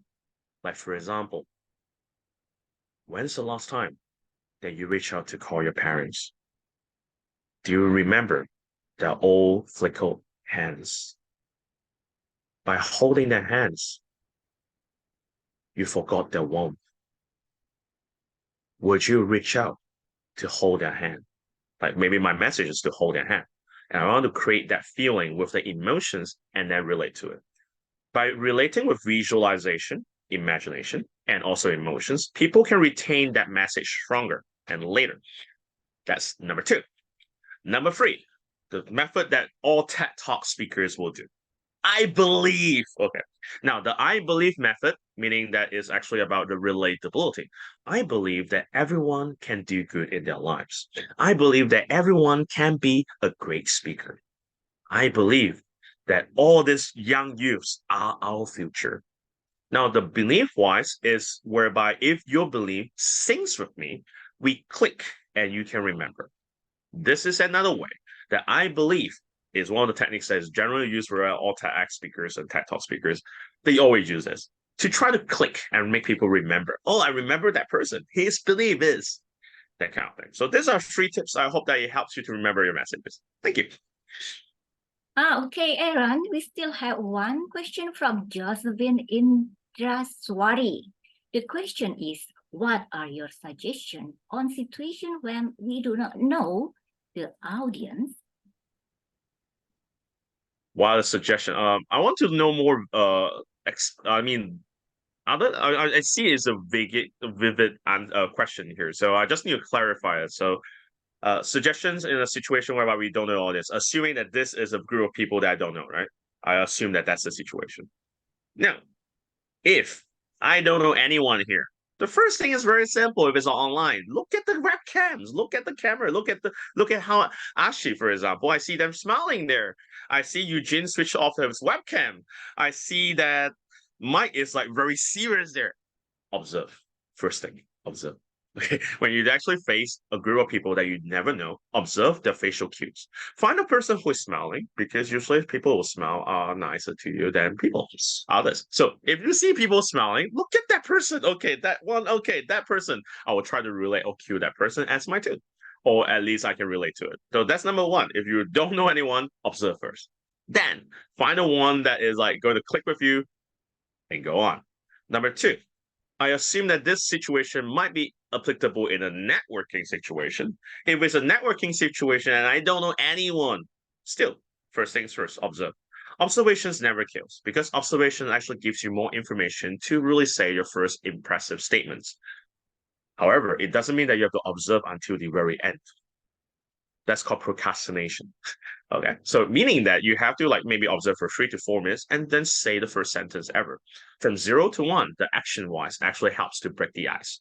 Now, if breaking the ice might not really help you too much wise, think about, just now we already mentioned, what are the things that you care about? What's the topic? Who are your audience? Okay, your audience, not just the audience, okay, that age, 50 years old, maybe looking at like a professor, think like a Sherlock Holmes. And then when you observe, and then you can use the words wisely based on the crowd that you're facing. Even if it's a professor, that professor is saying something, look at what the theme is, and then say and continue on the conversation. So that is for networking situation. Now, last but not least, if you're doing it in a speech whereby it's like, for me, I did a 30,000 audience speech before. So 30,000 that I don't know at all. So what do? I look at the first row, I look at the second row, still observe. And observe-wise, I see who are the one who is smiling at me, and I see the crowd. They're here because I have something to say. My words or story is something of value to them. So I focus on my value and I focus on my speeches. Because there's one golden rule that you have to remember as a speaker. You cannot please everyone. You cannot please everyone. This is a golden rule. We have been pleasing a lot of different audiences around the world, but there will be someone who will be sleeping on the camera, eating potato chips, for example. But that it doesn't mean that your message is not reaching out to people. So, golden rule wise. Hope that answers your question. Okay. Yeah, please give clap for our keynote speaker for today. Okay, I'm the next. I move to the next session. Again, I would like to ask Zavira to show youth showcase speeches from Darul Abidin Integrated Islamic Middle School, Depok, Indonesia.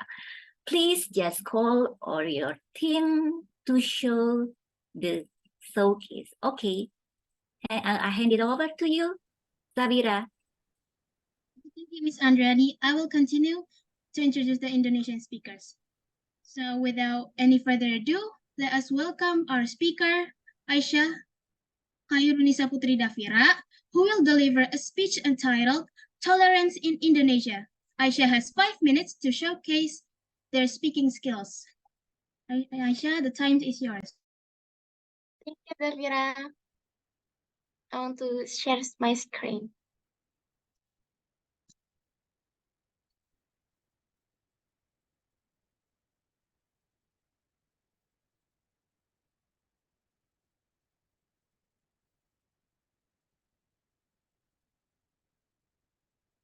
Okay. Assalamualaikum warahmatullahi wabarakatuh.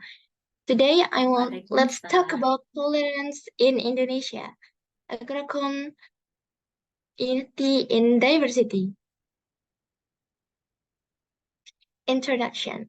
Hello everyone, my name is Aisyah Khairunisa Putri Davira, as 9th grade in SMP Darul Abidin. United we stand, divided we fall. And in my language is bersatu kita teguh, bercerai kita runtuh. tolerance in Indonesia? As you know, first is religion. As you know, Indonesia is a religious country. In Indonesia alone, there are 6 religions recognized by the state. The religions recognized by the state are Islam, Christianity, Catholicism, Hinduism, Buddhism, and Confucianism. The 6 religions must coexist in society with the principle of tolerance among religious believers. Ethnic. Indonesia is a archipelagic country. Each ethnic group has its own characteristic or both in social and cultural aspect. Indonesia has more than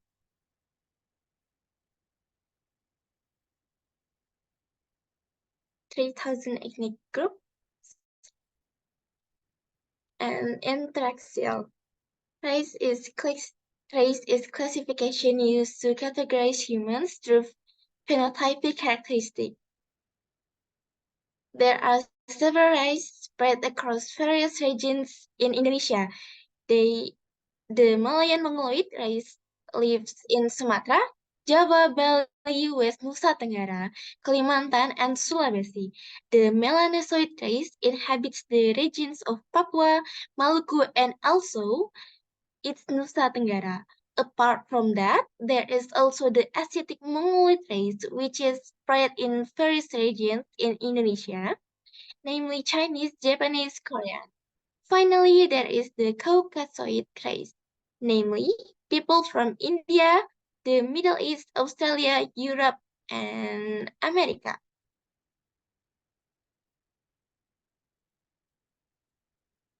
In multicultural society, the diversity of group can occur vertically and horizontally. For verticals, there is a very sharp hierarchy of top and bottom layers. Examples include social status, education, position, and so on. Horizontally, class members are usually equal, and there is no hierarchy power. However, this has resulted in many feelings that members of their groups are the most righteous. Examples are religion, idealism, custom, and so on. I have one quote that I always remember is tolerance is respecting, not interferencing. Okay, thank you for listening, everyone. Assalamualaikum warahmatullahi wabarakatuh. Thank you, Aisha, for the inspiring speech. Next up, Thank you, we Zaki. have Arya Brahmaksatra Narara Prabaswara, who will deliver a speech entitled Sumpah Pemuda. Arya has 5 minutes to showcase their speaking skills. Hello, is my sound loud and clear? Yes, yes, yes, Arya. Okay. Yes, Arya. Wait.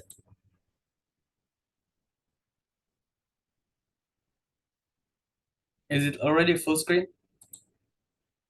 Not yet. Not yet, Arya. Not yet. Is it? Yes, I can see your screen. Okay, it's already full screen, right? Yes, it's full screen now. Okay, thank you. So, hello everyone from all over the world. My name is Arya Brahmaksatra Nararya Prabaswara, and I'm from Darul Abidin Integrated Islamic Middle School. So, how do you do, guys? I hope you guys have awesome and great day today. And I will talk about Sumpah Pemuda. Maybe for some people, Sumpah Pemuda is a little bit strange on their head. So, in this presentation, I will tell you what is Sumpah Pemuda. And here's the table of content. Okay, first, what is Sumpah Pemuda? Okay, so Sumpah Pemuda is a pledge formed by the youth of Indonesian nation that changing how Indonesian people look to their nation. The Sumpah Pemuda is a major milestone in history of the Indonesian independence movement. And the photo in this slide is the photo of the participant of the Congress 2. The Congress 2 is a Congress to make the Sumpah Pemuda. Okay, Sumpah Pemuda, changes in the Indonesian nation and the emergence of awareness to unite.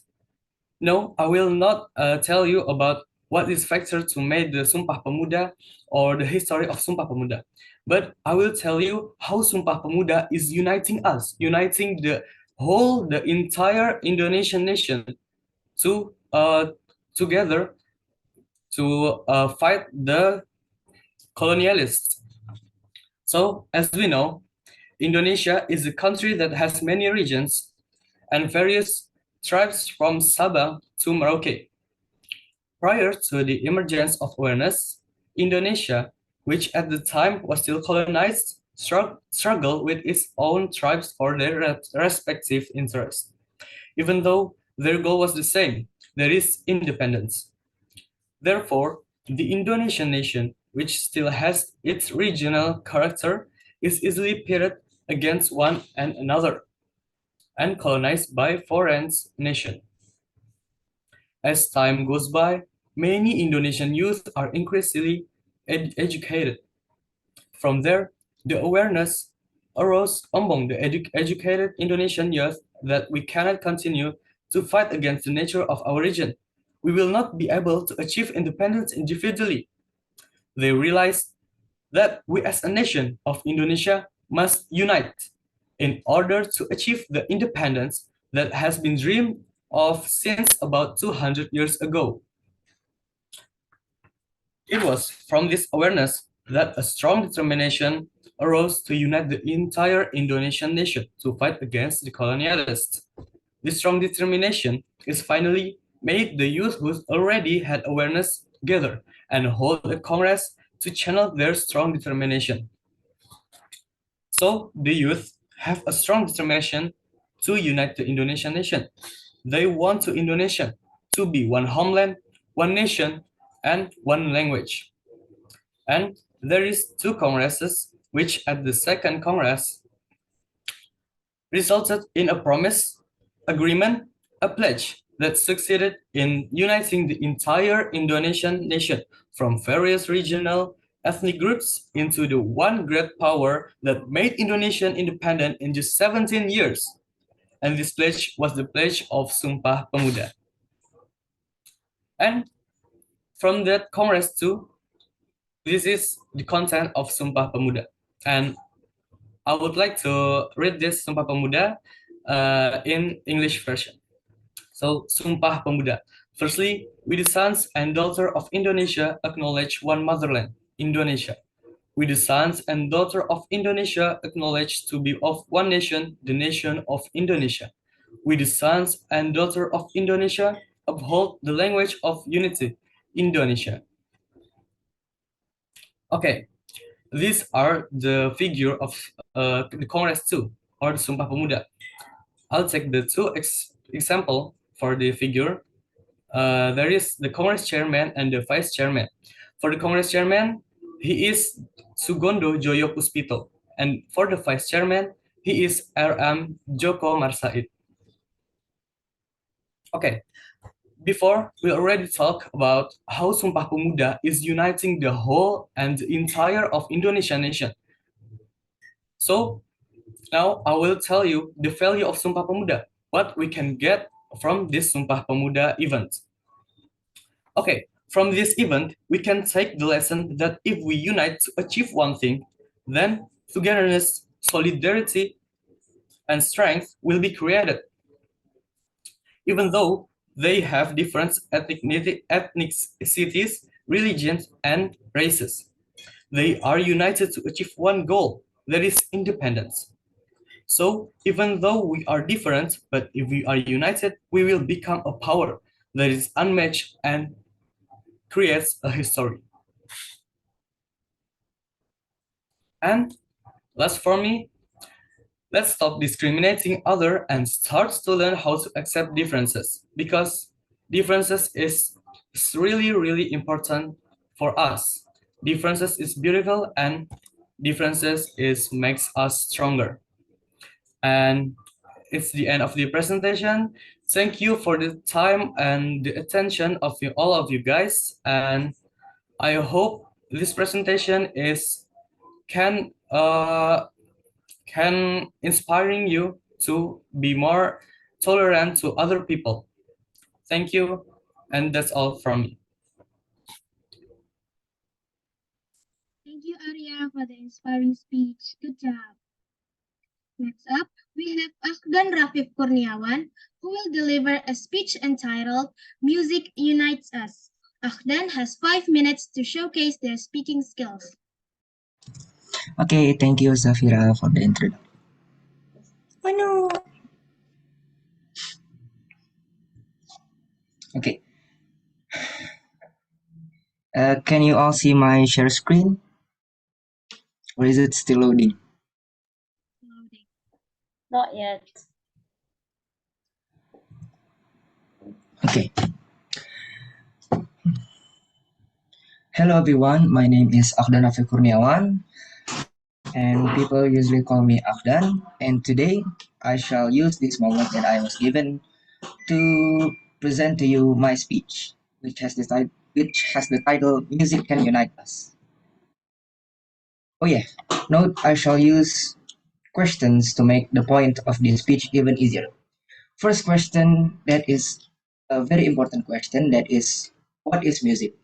Well, according to the dictionary, music is a vocal or instrumental, or both, combined in such a way to produce beauty of forms, harmonies, and expressions of emotion.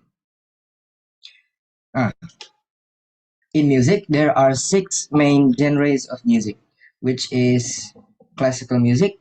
An example of artist is Ludwig van Beethoven, and then there is rock music, which is an example of a very popular band is Queen.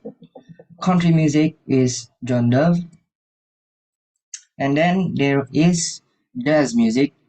An example is Grover Washington Jr., which is the guy who made Just the Two of Us by Fit Bill Withers. And then there is blues music. I give you an example of the White Stripes because they are a band of blues rock. And then there is hip hop. And if you know, you know, he is Tupac. Off to the next question, that is the main question of this speech. How can music unite us? Well, music can unite us in different ways. Such example are concerts and music festivals.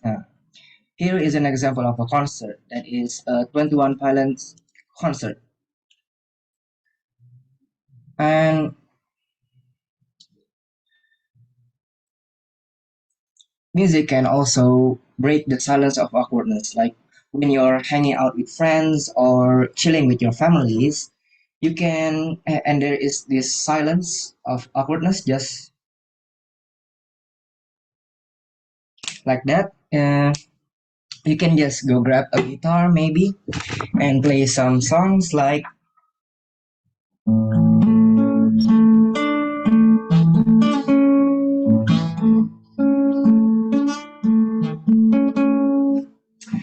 and if you're not good at guitar like me, maybe you can go grab a ukulele maybe, which is an easier version of guitar, and maybe play Riptide by Vance Joy.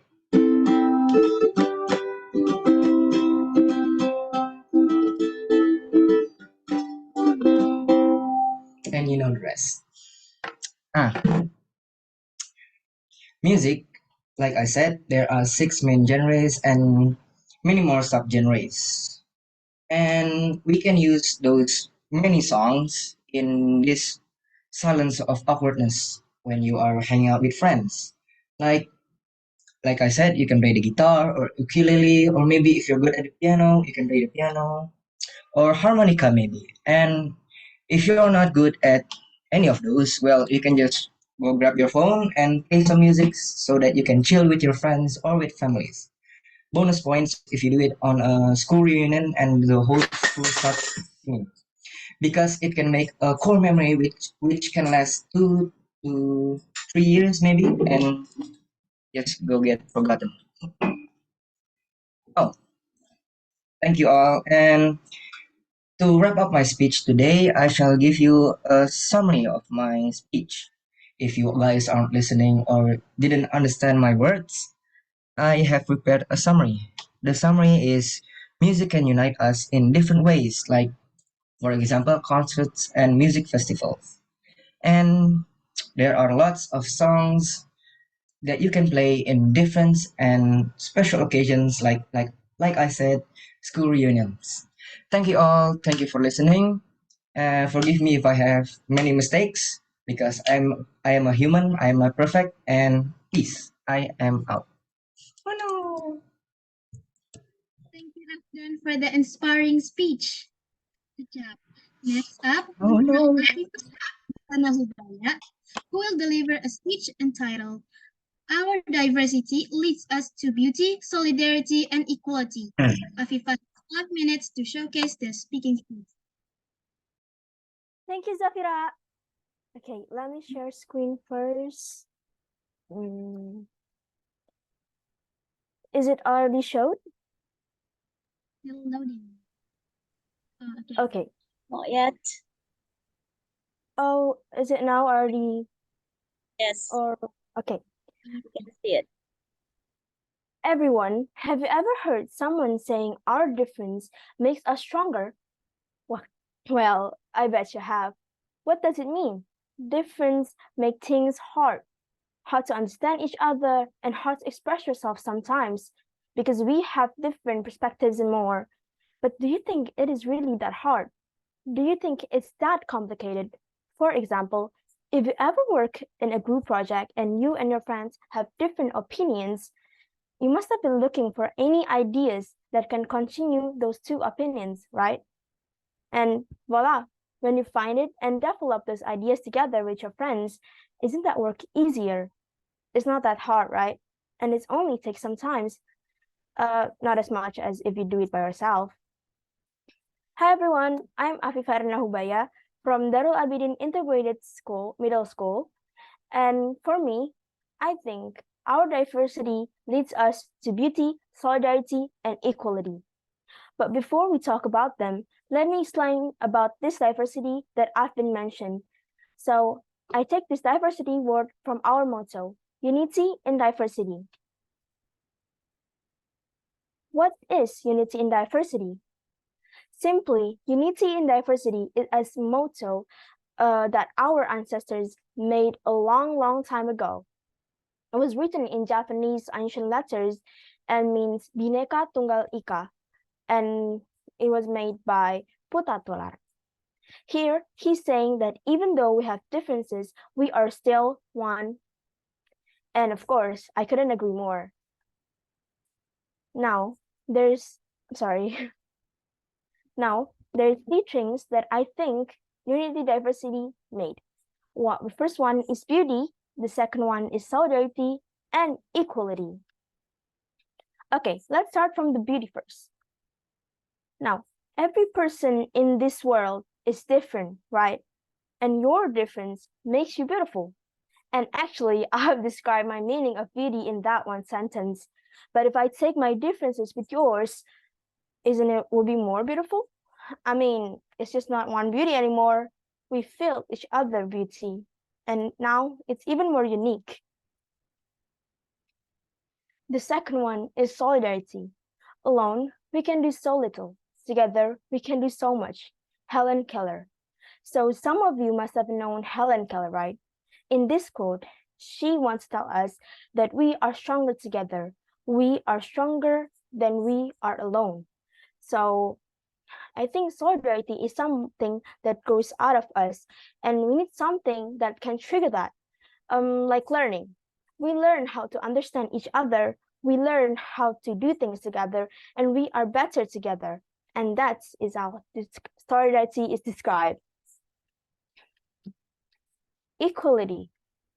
The equal that I mean here is not in our economy or our case in society. But the equal that I mean is like from one person to another, from their personality and from inside of them, from their heart and from something that makes them special. Everyone deserves to be respected. Everyone deserves their matches, and everyone is equal. I think that equality is actually slowly disappearing from our community and diversity. Respecting each other is what we need. And if you want to be respected, you have to respect them, right?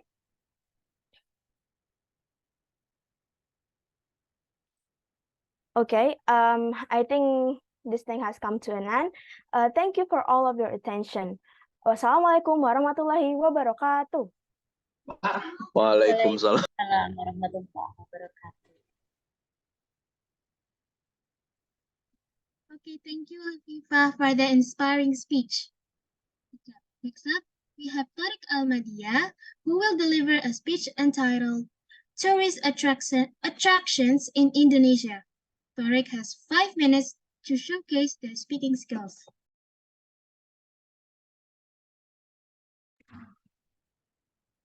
Okay, thank you, Zafira. Sorry. Okay. Hello, everyone. Good night, good morning, and good evening. It's my turn to present to all of you about tourist attraction in Indonesia. Oh yeah, first let me introduce you about myself. My name is Tariq Almadia from Darul Abidi Integrated Islamic Middle School. By the way, you just can call me Oi. And now, let's just go to the topic. First of all, let me tell you that Indonesia has a motto known as Bhinneka Tunggal Ika. Bhinneka Tunggal Ika means unity in diversity. This motto, sorry, wait.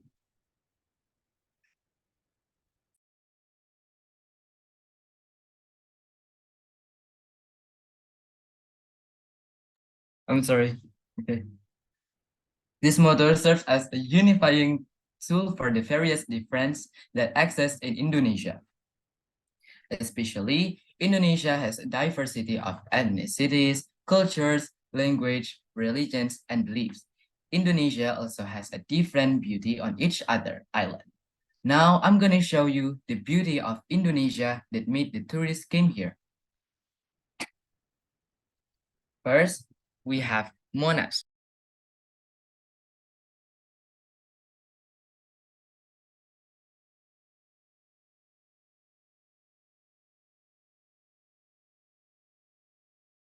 Okay. Wait.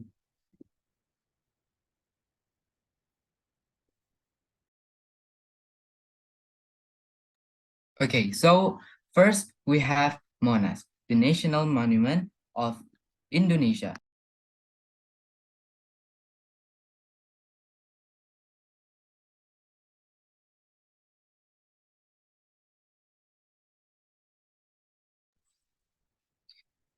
Monas is one of the famous landmarks in Jakarta, Indonesia.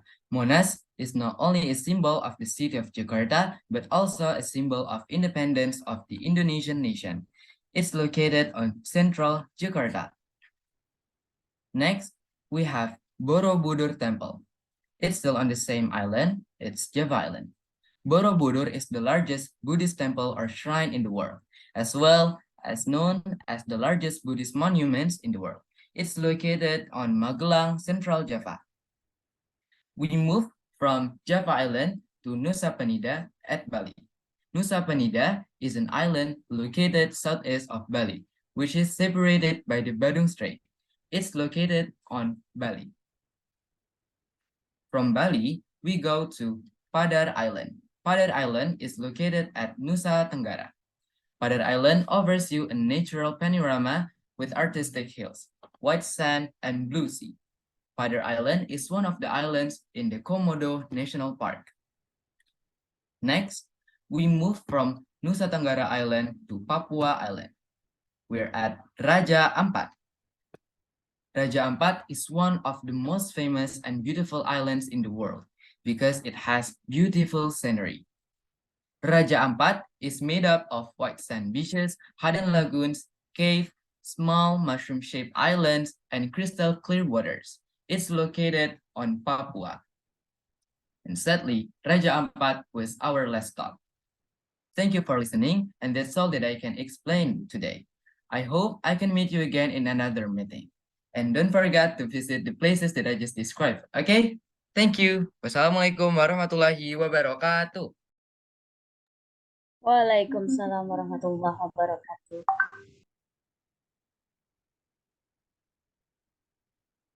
Okay. Thank you, thank you, Tariq, for the inspiring speech. Next up, we have Kenji Zakwan Adelat, who will deliver a speech entitled Car Community. Kenji has 5 minutes to show their speaking skills. Okay, thank you. Let me share my screen first. Okay. Assalamualaikum warahmatullahi wabarakatuh. My name is Kenzi Zakwan Adelat from Darul Abidin, and today I'm going to present to all of you guys in this Zoom meeting about car community. Wait, Kenzi, is car community doesn't have connection between unity and diversity, your main topic? Yes, but let me tell you, sometimes car is not just something that can get you around. Sometimes car is something that could get us around in some community or some places. For example, this is a guy from Tokyo called Smoky Nagata. He is usually been called names like Crazy Tuner because of his creation. Take a look at this car, Toyota Supra MK4 V12. From what I know, V12 is like the most powerful car that could fit in some of the car. Yeah, and some of the car enthusiasm want to be like him, to have some powerful cars, some beautiful cars like him. But wait, Kenzie, do we really need this type of car? Like the most expensive car, the most powerful car in the world? From what I know, no. You don't need those type of car. Even if you only have some cheap car, some cheap car, you could still join some community like Indonesia Honda Brio. This car is usually in common in Indonesia because it's cheap. Or maybe you are a grown man and have some more budget to spend and have an Avanza. You still could join some community more. Or maybe you're like me, doesn't have that kind of budget to buy those kind of car. Maybe you could buy this car. Yes, a diecast. Like this one, I have it. Or maybe you want to spend a little bit more. You could buy some mini scale, or maybe you want to get more creative. You could buy this Lego. And at the end of the day, from my presentation, yes, at the end of the day, from my presentation, even if you only have a small kind of budget, you will be accepted in this kind of community.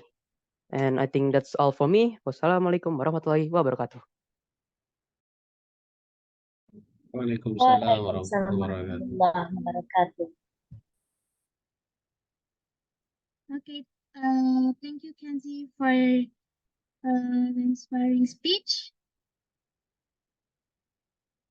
Next up, we have Raihan Abdul Rahman, who will deliver a speech entitled Popular Indonesian Food. Raihan has 5 minutes to showcase their speaking skills.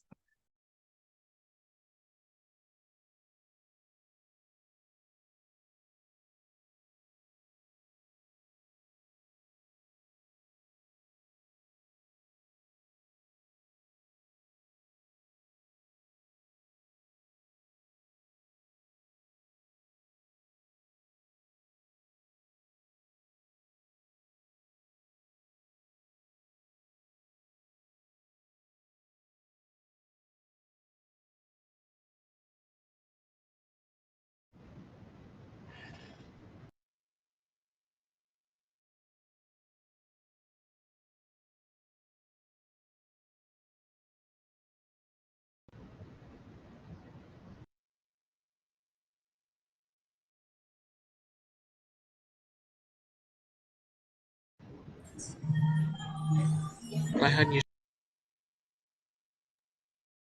Raihan, you're still muted. Okay. Can anyone can anyone see the slide? Yeah, we can see the slide. Okay, so today I want to present about popular Indonesian food. So my name is Raihan Abdurrahman. I'm from Darul Abidin School. I was born in Depok. Yes. So the first dish that I want to present to you is rendang. So rendang is a flavor a rich and flavorful dish of a dish with a rich full dish a dish that is rich with flavor. It is a beef that is simmering that has been simmering with a lot of spices and also coconut milk for a couple hour. So it has a spicy taste of very good in flavor. I also like the dish. So and the next one is gado-gado. Gado-gado is a type of salad in Indonesia. It is sometimes it's with boiled eggs, bean sprouts, and a lot of type of vegetable, but it is dressed in a peanut sauce. A peanut sauce that is sweet and also sweet and salty. It's a very good dish. I like the dish as well. So the last dish is kerak telur, or in English it's crack egg. It is a egg with crispy rice that was made in a pot until it was crispy and good. So it is a dish that was from Jakarta. It is a very good dish. And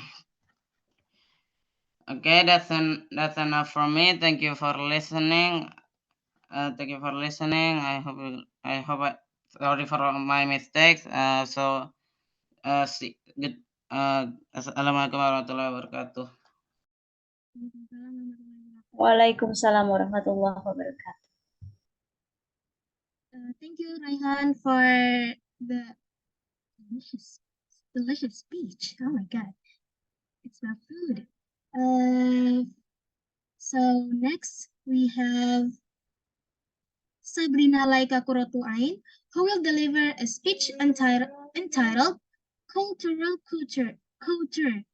Laika has 5 minutes to show their speaking skills. Okay, can anybody hear me? Yes, we can. I'm gonna share screen. Hold on. Can you guys see my screen? Yes, we can. Yes, we can see your All right. screen. Assalamualaikum warahmatullahi wabarakatuh. Waalaikumsalam warahmatullahi wabarakatuh. Welcome, esteemed audience. My name is Sabina Laika Koratuain. You guys can call me Laika. And in the following moments, we'll dive into the heart of this country's rich diversity, exploring into the profound connections between its many traditional outfits and the powerful concept of unity within diversity. Through my presentation, Cultural Couture, exploring Indonesia's rich tapestry of traditional garments. First, I want to talk about unity and diversity. As we know, unity and diversity refers to the idea that people from various cultural, ethnic, and social backgrounds are able to live together peacefully, embracing differences in order to create a collective identity based on respect and understanding. This concept celebrates diversity's potential to enhance society through varied viewpoints and traditions. As Indonesians decorate themselves in intricate threads of their ancestors, they not only celebrate their roots, but also weave a collective story, highlighting the irreplaceable role of traditional dress in expressing, celebrating, and preserving their cultural heritage. Indonesia is known for its diversity. One might even call it the land of diversity. Indonesia's diverse cultures and ethnicities weave a vibrant tapestry that emphasizes the value of cultural identity and unity in the face of diversity, with traditional clothing serving as symbolic connectors. Each outfit features distinctive motifs, fabrics, and designs, providing a tangible link to Indonesia's diverse cultural heritage. These design elements combine to form a distinct visual language that speaks volumes about the nation's diverse cultural heritage. As a land of diversity, traditional garments of Indonesia can be seen as cultural symbols. Indonesian traditional clothing reflects the long-lasting influence of religion in history, with garments serving as tangible links to wearers' spiritual and historical experiences, demonstrating the nation's cultural attires, abiding influence, and diverse belief. The influence of religion and history also play a big role in Indonesia's traditional garments. Traditional garments are powerful cultural symbols that embody a society's values, history, and identity. This is very clearly illustrated in Indonesia by a variety of traditional attires. For example, the intricate kebaya, as I'm wearing it right now, and sarung combination reflects Javanese Muslim culture, whereas the kebaya with jarik combination reflects Javanese Hindu influence.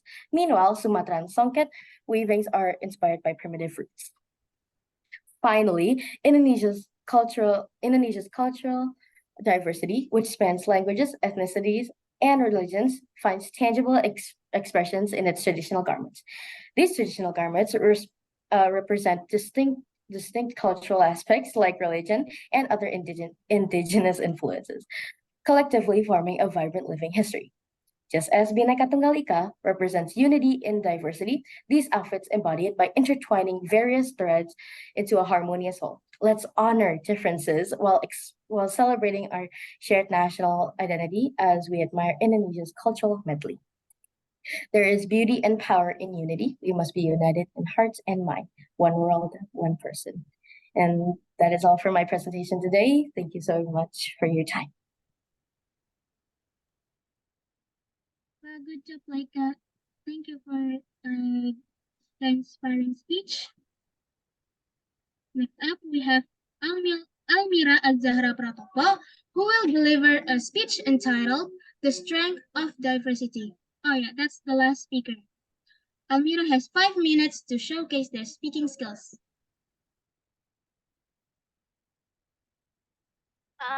Do you see my share screen? Yes. Okay. Assalamualaikum warahmatullahi wabarakatuh. Waalaikumsalam warahmatullahi wabarakatuh. Good afternoon, everyone. My name is Almira Azahra Pratopo from Darul Abidin Middle School, and today for AGORACON, I will be talking about the strength of diversity. First, I will be talking about why is diversity important. Diversity can enhance creativity and innovation. When we meet new people and learn new perspectives from people who are different from us, it can enhance our creativity and innovation. Next, it can also help us in better decision making. We can get various viewpoints from different people so we can have a better decision overall. And lastly, it can encourage learning and personal growth. We can learn new knowledge and understanding of different cultures and values so we can promote personal growth and empathy. Next, does diversity reduce prejudice? So there are two sides to this topic. On one hand, some people say that diversity can strengthen stereotypes, but on the other hand, some people also say that diversity can reduce stereotypes. So, which theory is more correct? After analyzing the data, they found out that people living in places with more diversity experienced a stronger sense of community than those living in less diverse places.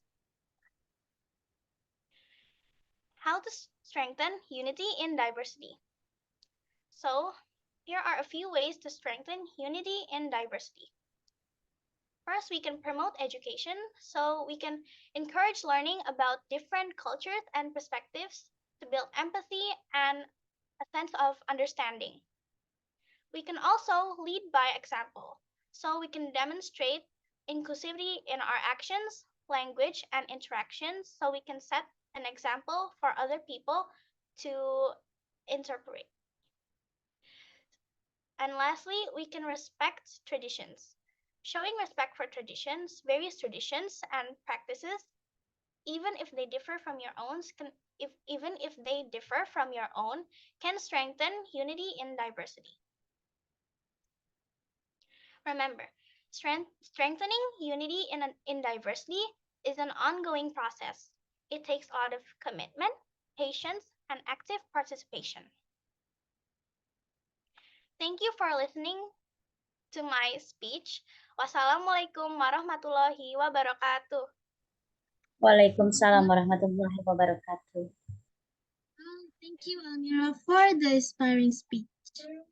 Wow, what an amazing speech and performance by our speakers. Good job, friends. Let's give them a big round of applause for their hard work and dedication. And that concludes our youth speech showcase from Darul Abidin Integrated Islamic School, Middle School. I want to thank all of our speakers for their hard work and dedication for this event. And I want to thank all of the audience for attending and listening to their speech. Aizafira Hanureka as the MC, from my deepest heart, apologize for my mistakes in being the MC for this event. That's all for me. Okay, thank you so much, Zafira and the team. This group from Darul Abidin Integrated Islamic Middle School, Depok in Indonesia, that they have prepared their presentation about various topics to tell something about Indonesia, such as history, diversity, tolerance, tourist attraction in Indonesia, favorite food here, culture, and even car community in Indonesia. Okay, so we give big applause again to this young generation of Indonesia. And I would like to move to the next station, this station that we are waiting for, especially for the contestant. Yeah, we have such great contestant. And as I told before that each of us must have our own favorite speaker. I have also my favorite one too, but let me hear what are the judges are going to decide later. So for this special session, I would like to invite our chief judges, Chris Callahan. Chris Callahan. Thank you. Are you ready? Yeah. Thank you, The screen. MC. Yeah, the screen is yours. Hopefully you can see the shared screen.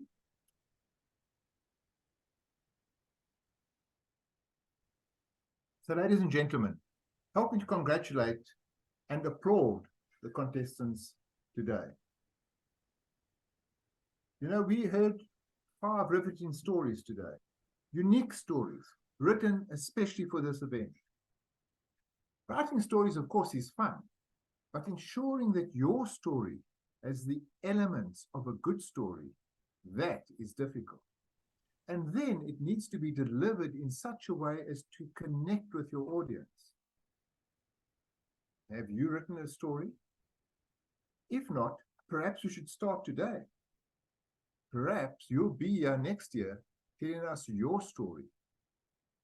Remember the daily reminder I've given already twice, and I'm going to give today and tomorrow. Success in life is not about having some magnificent and unbeatable skill. It is more about being prepared to try.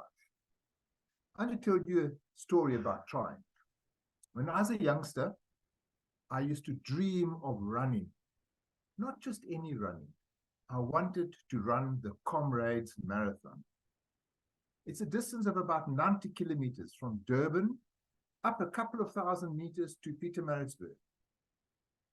Thank goodness I did not try before I was mature enough to have learned that to do this, you need to train. You know, people die on a race like this. Some people feel they would die if they stood up in front of an audience to speak. The way to be a successful speaker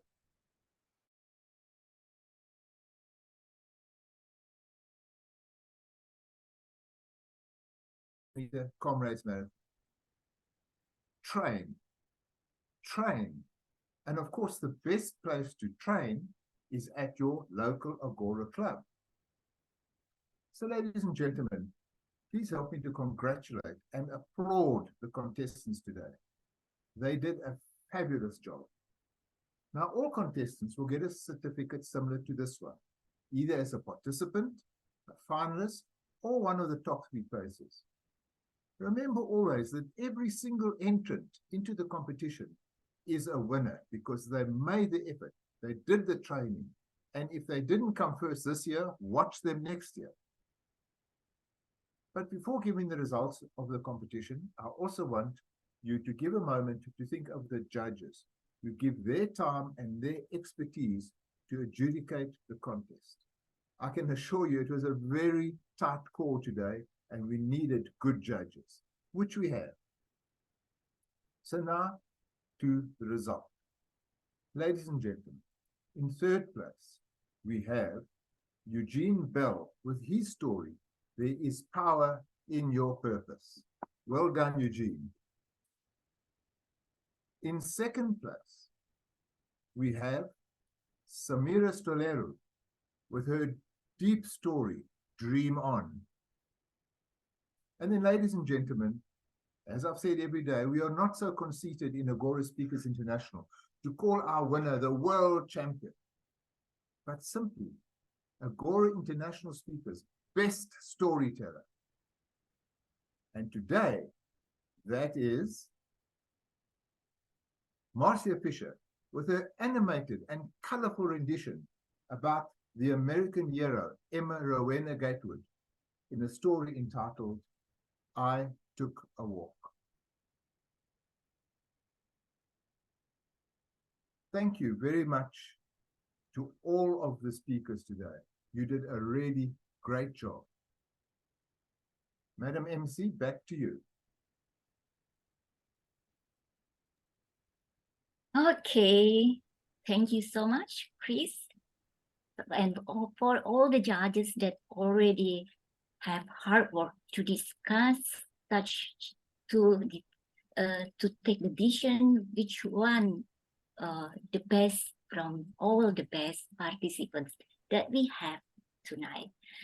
Okay, and again, we should have a big applause to all participants, all the winners, all the contestants that they already have prepared their speech with such hard work, and must be there are many evaluation and evaluation correction, another correction.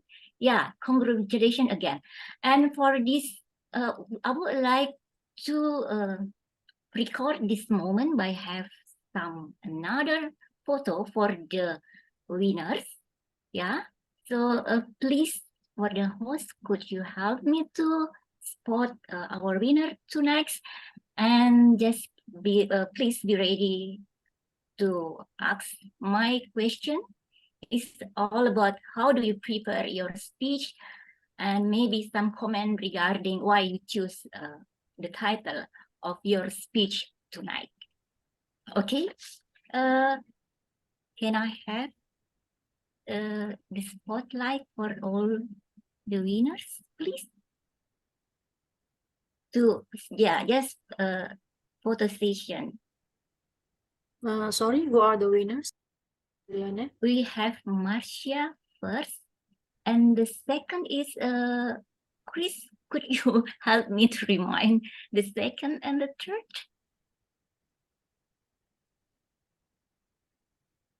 Hello, Chris. And then?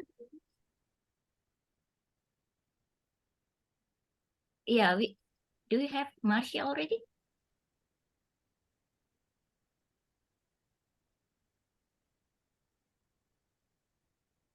Samira, yeah.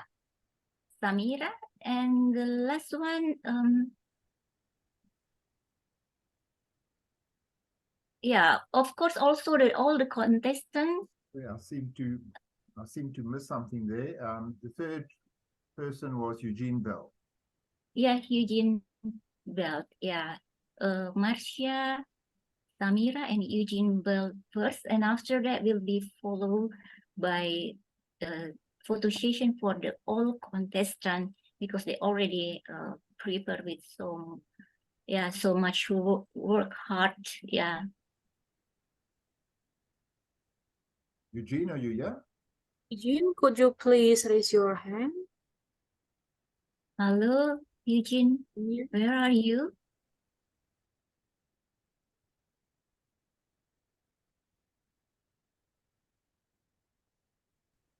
Yeah, Eugene. Eugene, are you still there? I think Eugene is off celebrating already. Okay. So it means that we still have to winner first, and after that will be followed for the all participants.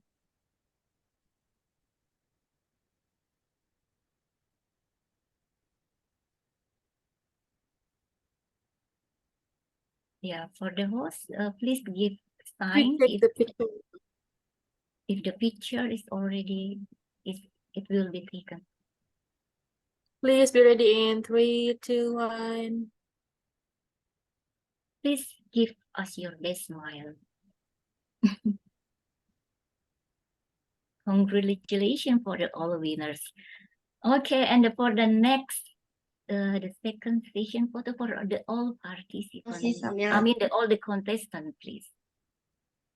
Yeah, we have Angela and another one. Looking for Dennis, Andre, Alexa. Yes, please. Dennis, Andre, are you there?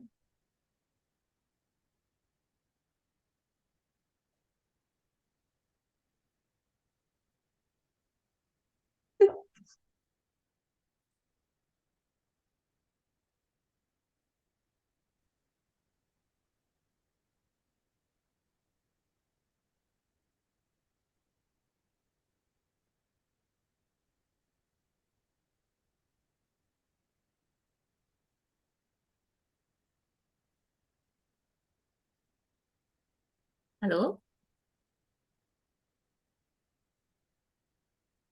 Yeah, congratulations to all participants and bravo for the winners from Sanja to everyone. Okay, do we have already the photo session for the all contestants?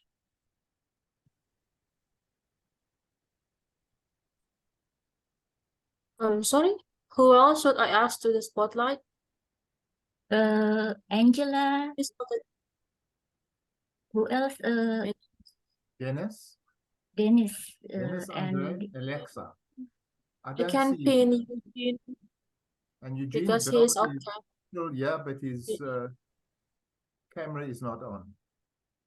Okay then. So we just take the picture. Yeah, the available ones. Yeah. The one who already available. So before we move to the next station, that I would like to ask to the winner.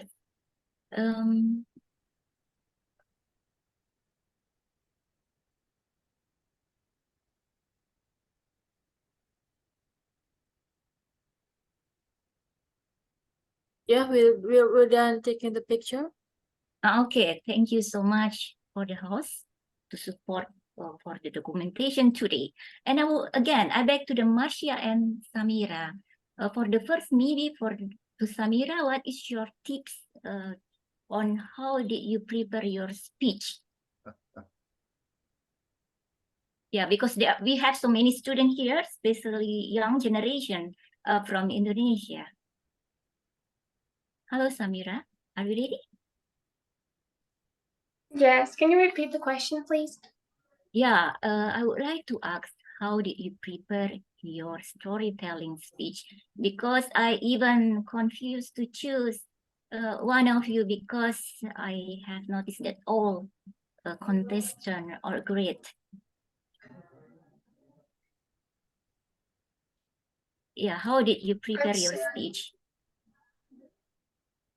So how I prepared my speech? Yeah, what is your tips to win this competition? Well, it took a lot of redoing the speech because I had a lot of previous versions, and I rewrote it until I made the perfect version of it, which I thought would get me the greatest result. Wow, rewrote and rewrote until you feel that it's all perfect about one. perseverance. Yeah, until you feel that it was the perfect one to show to the audience. Okay, thank you so much for the tips. And next, I would like to move to the Marcia Fisher. Hello, Marcia, congratulations. It's just same question to Samira. How did you prepare your speech and what is your tips? Yeah, to compete. Yeah, to compete in this competition. Well, I gave a similar speech several years ago in person for my Toastmaster group. And I had to redo it and relearn it because it's been a couple of years. I do not write my speeches. I take a few notes, for categories, and then I just talk around that or ad lib in practice. And I think I've been a frustrated actress, so I just enjoy hamming it up.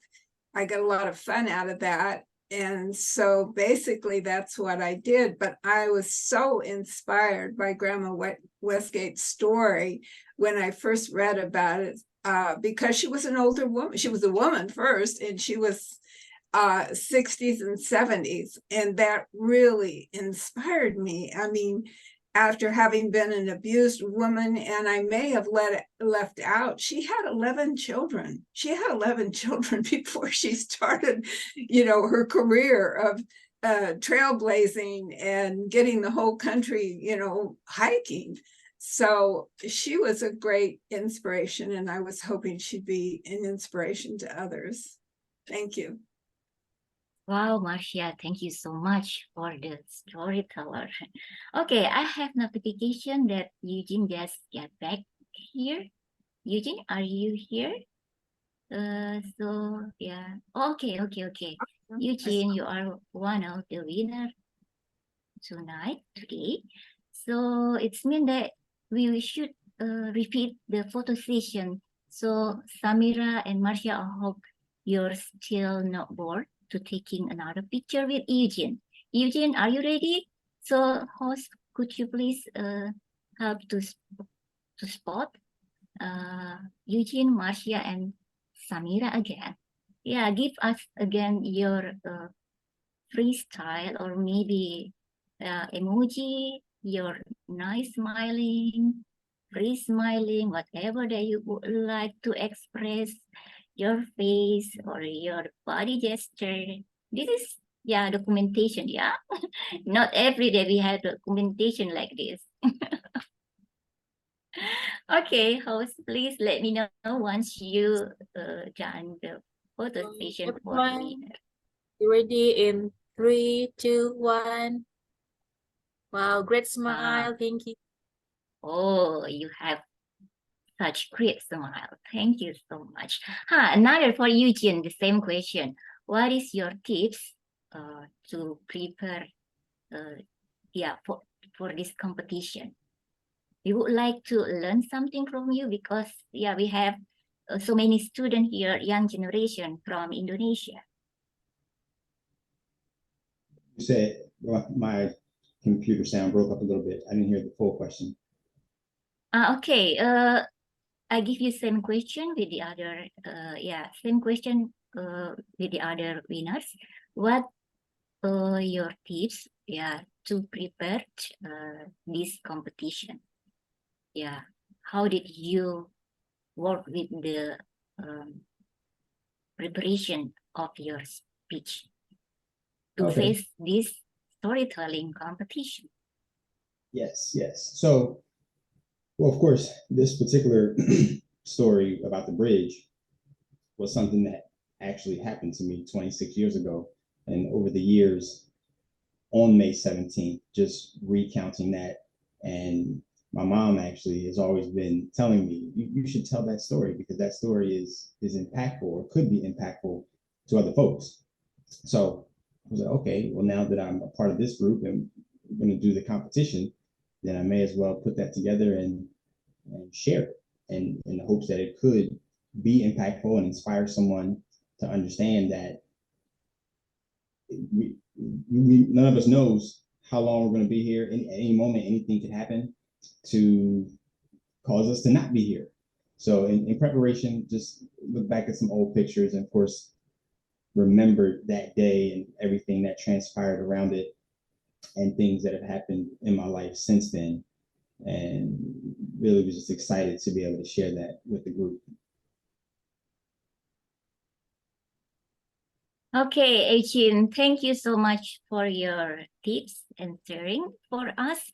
And it means that we will close to the final. We would like to end this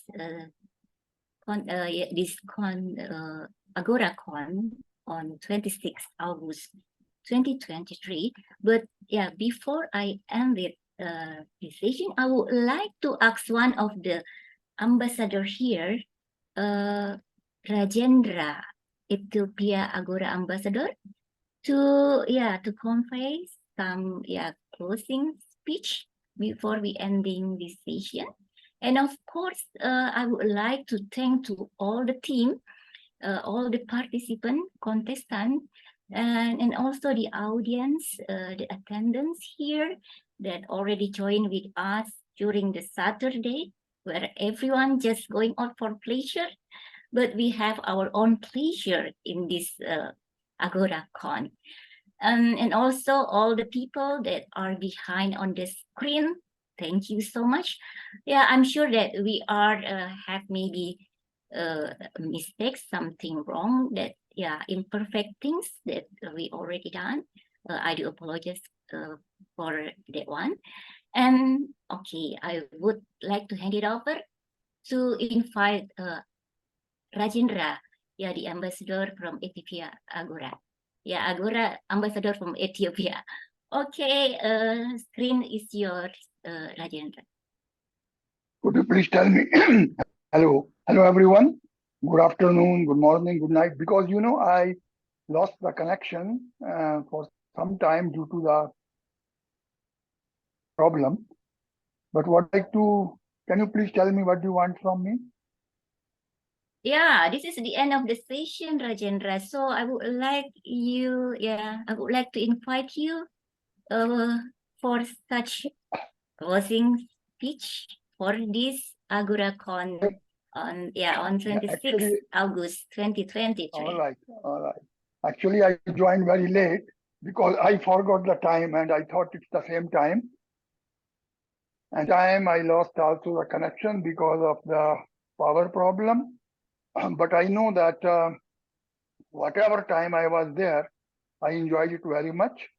And I like especially the children, the kids who gave the insight of Indonesia, the culture, the culture, tourism, and it made me to think of going to, if I get a chance. Overall, I think the session was very good. Storytelling, I couldn't hear most of the stories, but I know that as I heard, there were good stories, and I hope that everything was very fine. I can say that it was really good to have one, but I really missed the session, basically, and I'm really sorry for it, and I would like to see that there is a video of the full session on YouTube. I will request Mike, about this to put the video on the YouTube so that those who have missed that, they can watch it like me. One of the person is me. Anyhow, I would like to congratulate the winners of the storytelling. I love storytelling. I have a lot of stories to tell sometime. And I feel that storytelling is something that makes, it's not easy also. People think that every storytelling is something very easy, but it's not easy. I tell you, storytelling, it's an art.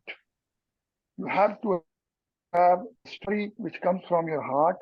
You cannot fabricate a story simply. It should, and moreover, when you have an experience and you are using experience of yours to change it into a story, that will be very effective. I always say that whenever you speak from your heart. You don't need to prepare special speeches. I never prepared special speeches. Just I made one rule to speak from the heart. And that influences the audience very much. And whenever I have time, I would like to expand it more in detail. And thank you very much for giving me this chance to express myself. Again, I would like to congratulate the participants and those who have participated but were not able to. It doesn't mean that they are not there. I tell you, speaking in front of the people, coming to the competition, a finalist is itself a big winning. They are all winners. And because we have to choose 1, 2, 3, I say that if the judges are given a chance to give up to 5 are the winners. That's what I feel. Again, I would like to congratulate all the winners and those who have reached final. Next year, I expect that they will be the winners too. Thank you very much. Back to you, Adriana. Okay, thank you so much, Rajendra. And ladies and gentlemen, dear fellow Agorian, so we are at the end of AGORACON for the third day session. And I would like to remind you all that we still have one last day for tomorrow. We still have social awareness speech. And I would like to remind you again that the schedule will be started on 17:45. It's Indonesian time. And for the GMT or UTC time, it started 10:45. Okay, so because I have noticed some of the attendants, they told me, oh, I forgot. I think that the schedule is just same, just like yesterday. Okay, I think that's all from me. I'm Adriana. Yeah, thank you so much for joining with us during your Saturday night, during the weekend. I hope to see you again for tomorrow. And bye-bye. Thank you all. Thank you very much.